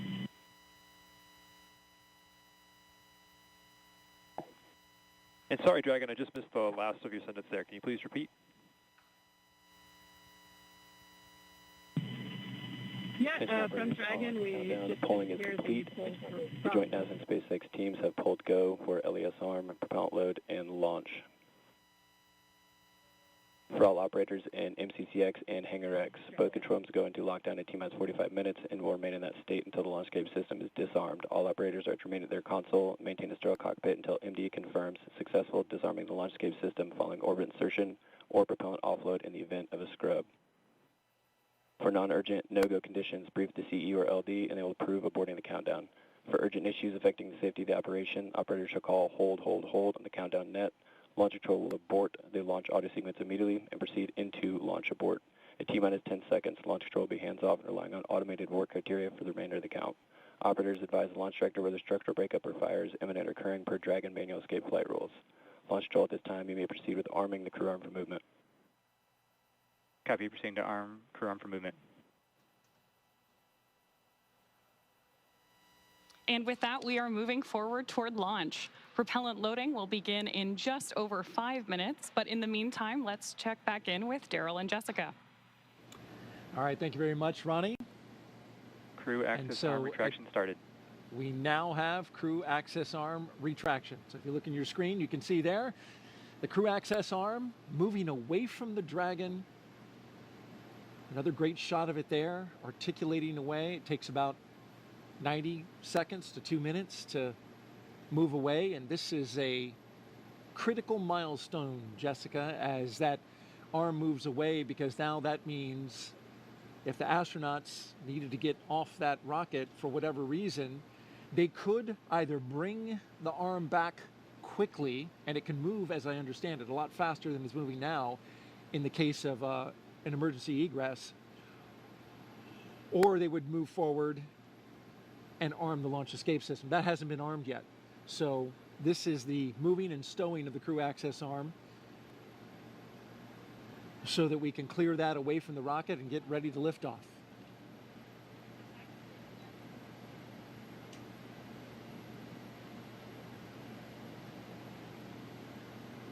After that, Crew access arm retraction complete. We're now waiting to hear that Dragon is go for Section 7, closing the visors and arming Dragon, the launch SpaceX, escape system. You are go for Section 6, close visors and arm launch escape system. Well, they changed the number, but it's the same. Dragon copies, go for Section 6, launch escape system arming. Same milestone. I hear from previous crews that this system arms the very loud thump, so they can actually hear that on board. Which makes sense. You've got those engines, those Super Dracos, SpaceX, which are Dragon visors closed, arming launch escape system. right there next to their heads, right? You know, because Copy, those, your go. Right, and sounds like that was Jasmine saying she was ready to arm, and that command can be sent from either the ground or the crew, and the crew is sending that command now to arm that system. And that launch escape system is, of course, the system that will propel us away from the rocket, the crew capsule itself with the crew inside, in the event of any type of emergency with the rocket. And that is, of course, a system that we hope to never use, but it consists of 8 Super Draco thrusters on this Dragon vehicle that are used only for this abort. And we say we hope to never use it. We hope to not be in the situation, but we have had situations where we've had incredible in-flight tests. Unintentional, for example, there was the launch abort for the Soyuz for Nick Hague's first launch in 2018. Pretty exciting event, dynamic time, but something that showed us how robust these systems are. It performed nominally and carried Nick Hague and Alexei Ovchinin back to safety. Verified armed.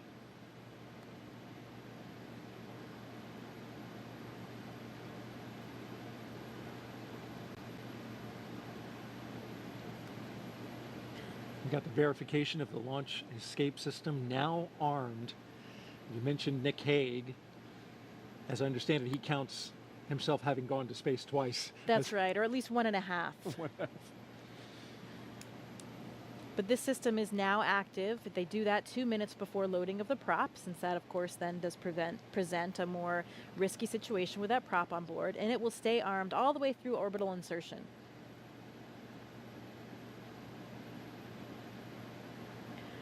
I've also been told by previous Dragon crews that you can hear the system of valves opening and actually even the flow of the fuel itself as it comes on board.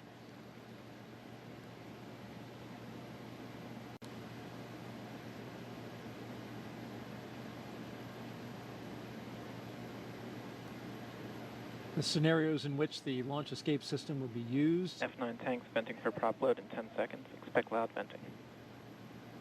There they are warning them about that, exactly what you just mentioned. Giving them a heads up that they'll be hearing those sounds. Yeah, Victor Glover was telling me it's a very noticeable process. You can hear the opening and closing of the valves, and there are these low hums and kind of a fluttering sound as that super cold liquid oxygen and kerosene fill those large propellant tanks, first on the first stage and then on the second stage.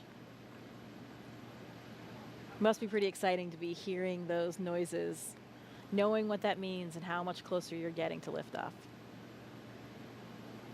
This is pretty unique in the launch industry, right? Where the astronauts are inside the Dragon, inside their spacecraft, as it's being loaded with propellants. That's correct.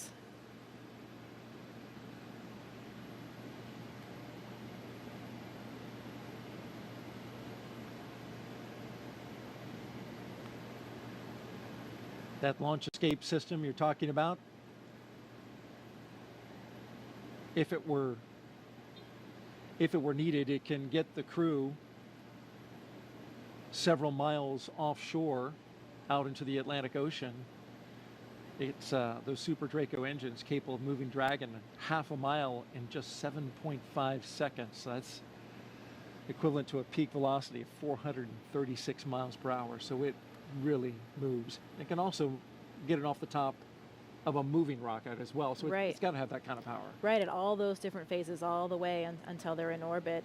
And that's one of the things that we protect for here as well when we look at the weather forecast. It's not just for the actual launch itself, but to protect for any of those contingency landing scenarios in the various areas where they would splash down in that event.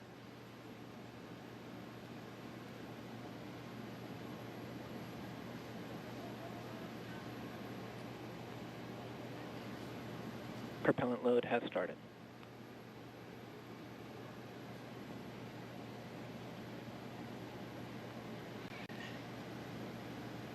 And so now the propellants are flowing into the Falcon 9 rocket.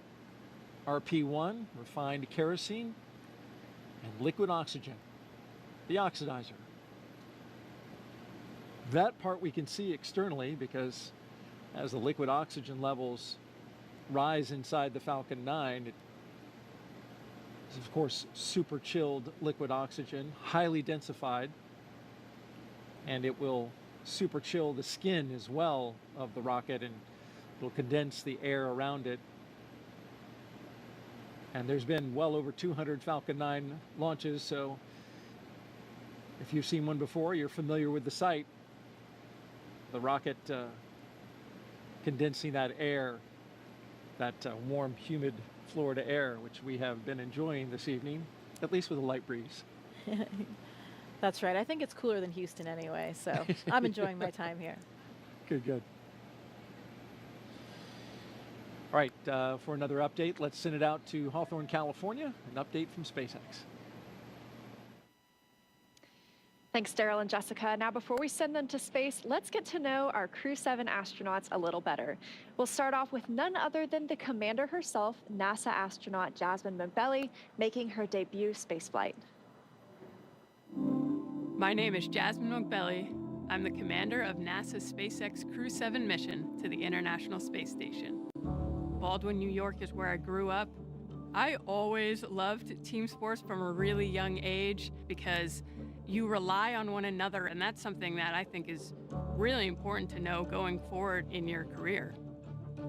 I joined the Marine Corps. Sure, I wanted to fly jets. I thought you had to be a jet pilot to become an astronaut. I actually went to watch STS-116 launch while I was waiting to start flight school, and Sunny Williams happened to be on that flight. I realized she was a Navy helicopter pilot, and from that point on, I went full steam ahead. All four of us are so proud to represent what is possible when we come together. Ultimately, everything we do is to benefit the Earth.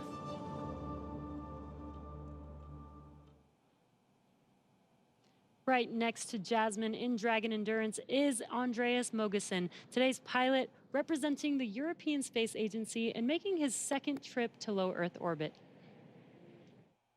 My name's Andreas Mogensen, and I'm the pilot of NASA's SpaceX Crew-7 mission to the International Space Station. I was born in Copenhagen, Denmark. In 2008, ESA were looking to select a new class of astronauts, and I applied together with about 8,500 Europeans. So I thought, there's just no way that I'll get selected. The chances of being selected are too small. But that changed when we were down to about 20 candidates. My first mission to the International Space Station was on a short 10-day mission. I had to hit the ground running as soon as I arrived on board, and as soon as I landed back on the Earth, I knew that I wanted to go back to the space station. I'm especially proud of the fact that our Crew-7 mission has 4 different astronauts from 4 different countries and 4 different agencies.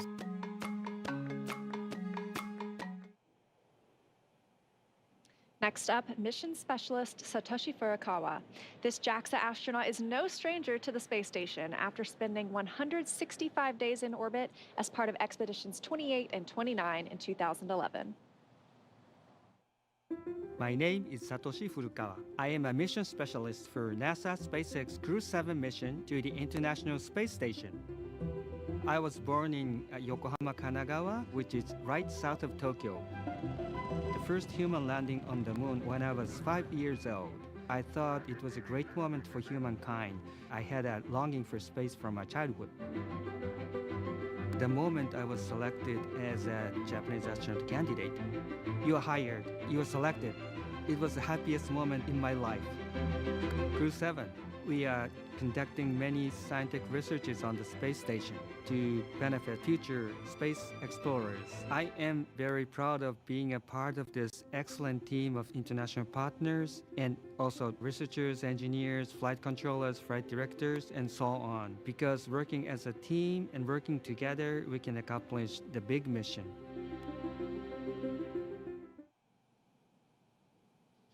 Rounding out our fully international crew is Roscosmos cosmonaut Konstantin Borisov. He was selected to the Cosmonaut Corps in 2018 and today marks his first flight to the orbiting laboratory. My name is Konstantin Borisov, and I'm a mission specialist for NASA's SpaceX Crew-7 mission to the International Space Station.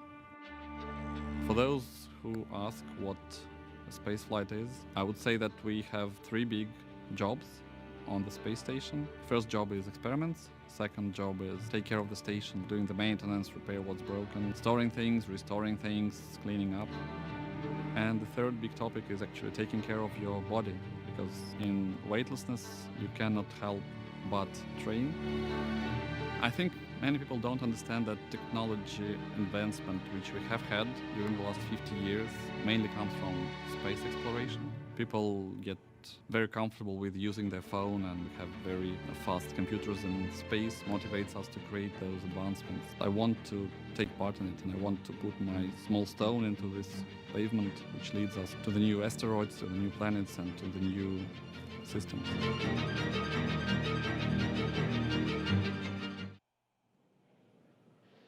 Now, as we see with all of our crews, these 4 crew members who make up Crew-7 have a mission patch they worked together to design. The first thing that you notice is the white dragon on top of the Earth, its neck craned into the number 7 for Crew-7. Its tail curves upwards towards a golden star, and they say that symbolizes our ascent towards the stars and the pioneering spirit needed to propel us further into space. The blue, white, and red on the tail are the common colors in the flags of all 4 nations flying on this mission. Now we are less than 30 minutes to launch, so let's check back in with Daryl and Jessica at KSC, where the countdown continues. All right, thank you very much. Everything going well with the countdown so far. A little over 1.5 miles from the launch pad we're going from today, this morning, 39A, is 39B, where the mobile launcher is back out on the pad right now, going through testing for the Artemis II crewed mission to the moon late next year. Here's more about Artemis in our Moon Minute.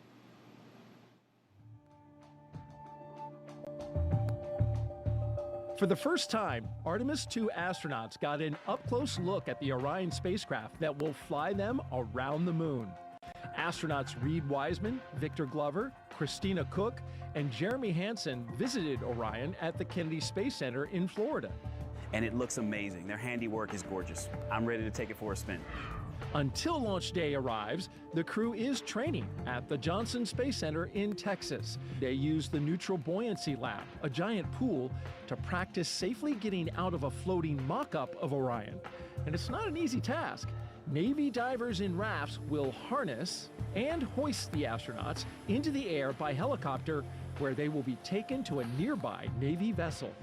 Back at Kennedy, we got a look at the brand new Artemis crew transportation vehicles.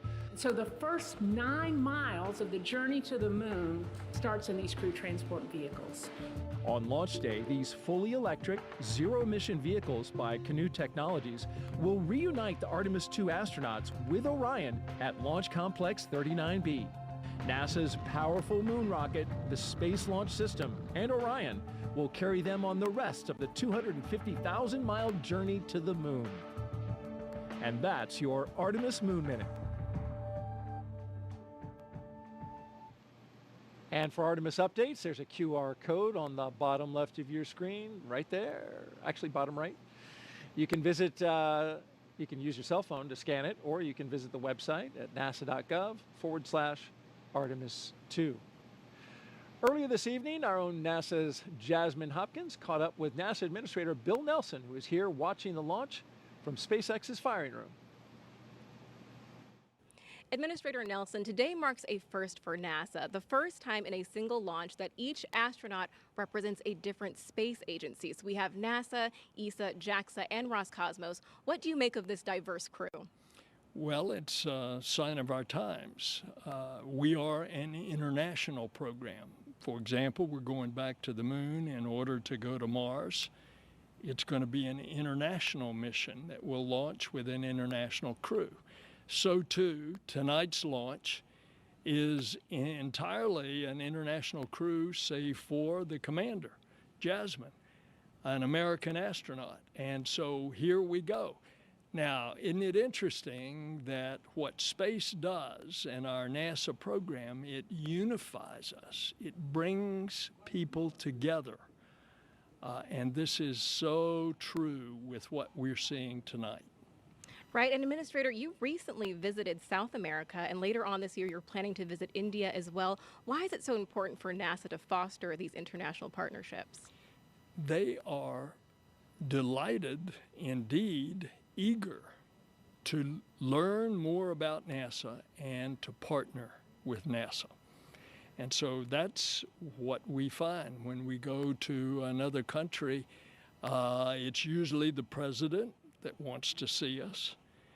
And for example, in this South American trip, we talked to the president of Brazil and Colombia about what NASA can provide in the way of information from our satellites to help them protect the Amazon rainforest from being destroyed, which is a high agenda item for those countries. Indeed, it's a high agenda item for the entire world. I'm going to India. India is one that we want to have a close relationship with. We've already been doing things such as science experiments with India. We've got a major science program going that will be Earth observing with India next January. But now we're going to train and fly an Indian astronaut. So it is happening as we speak, and the United States has been the beneficiary of it. Absolutely. Administrator Nelson, thank you so much. Back to you. As we continue to count down, let's take a closer look at the vehicles that will be taking Crew-7 to the International Space Station today. Starting from the very top of the vehicle is the Dragon spacecraft.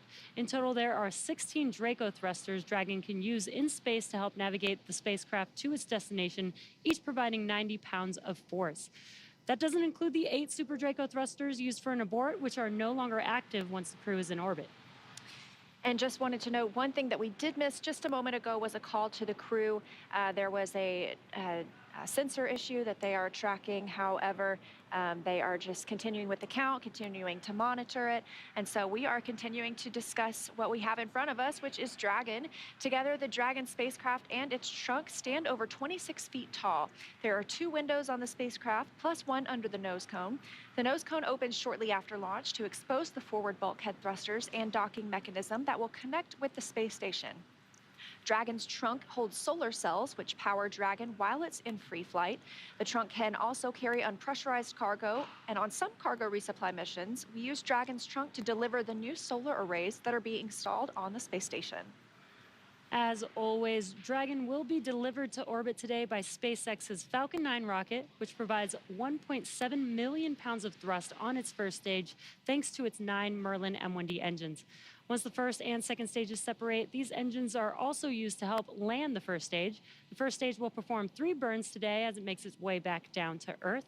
First is the boost back burn, where 3 of the M1D engines will reignite to help flip the first stage around to head back to the launch site. The second burn is the entry burn. That's where a single engine will reignite and shut down to help slow Falcon 9 down as it prepares to re-enter the Earth's atmosphere. And then finally, the landing burn. That'll be where 3 engines will slow down the rocket enough to perform a precision landing back down on landing zone 1. Meanwhile, the second stage continues to orbit, powered by 1 single Merlin vacuum engine with over 220,000 pounds of thrust. The second stage will secure Dragon's entry into low Earth orbit before separating, leaving Dragon to continue its journey to the space station on its own thrusters. About 40 seconds after separation, Dragon's nose cone deploy sequence will begin, exposing its guidance navigation controls that help Dragon autonomously fly to the space station. With T0 coming up in just about 20 minutes, our teams at the Cape in Hangar X are doing a series of system checks to ensure Dragon and Falcon 9 are ready. Let's check in with Ronnie for a quick status update. How's it going, Ronnie? Thanks, Jesse. We are still looking good for an on-time launch just over 20 minutes from now, and we'll keep monitoring all the vehicle systems. There we heard the call out for RP1 load complete on stage 2. So that means we are, of course, getting closer to liftoff.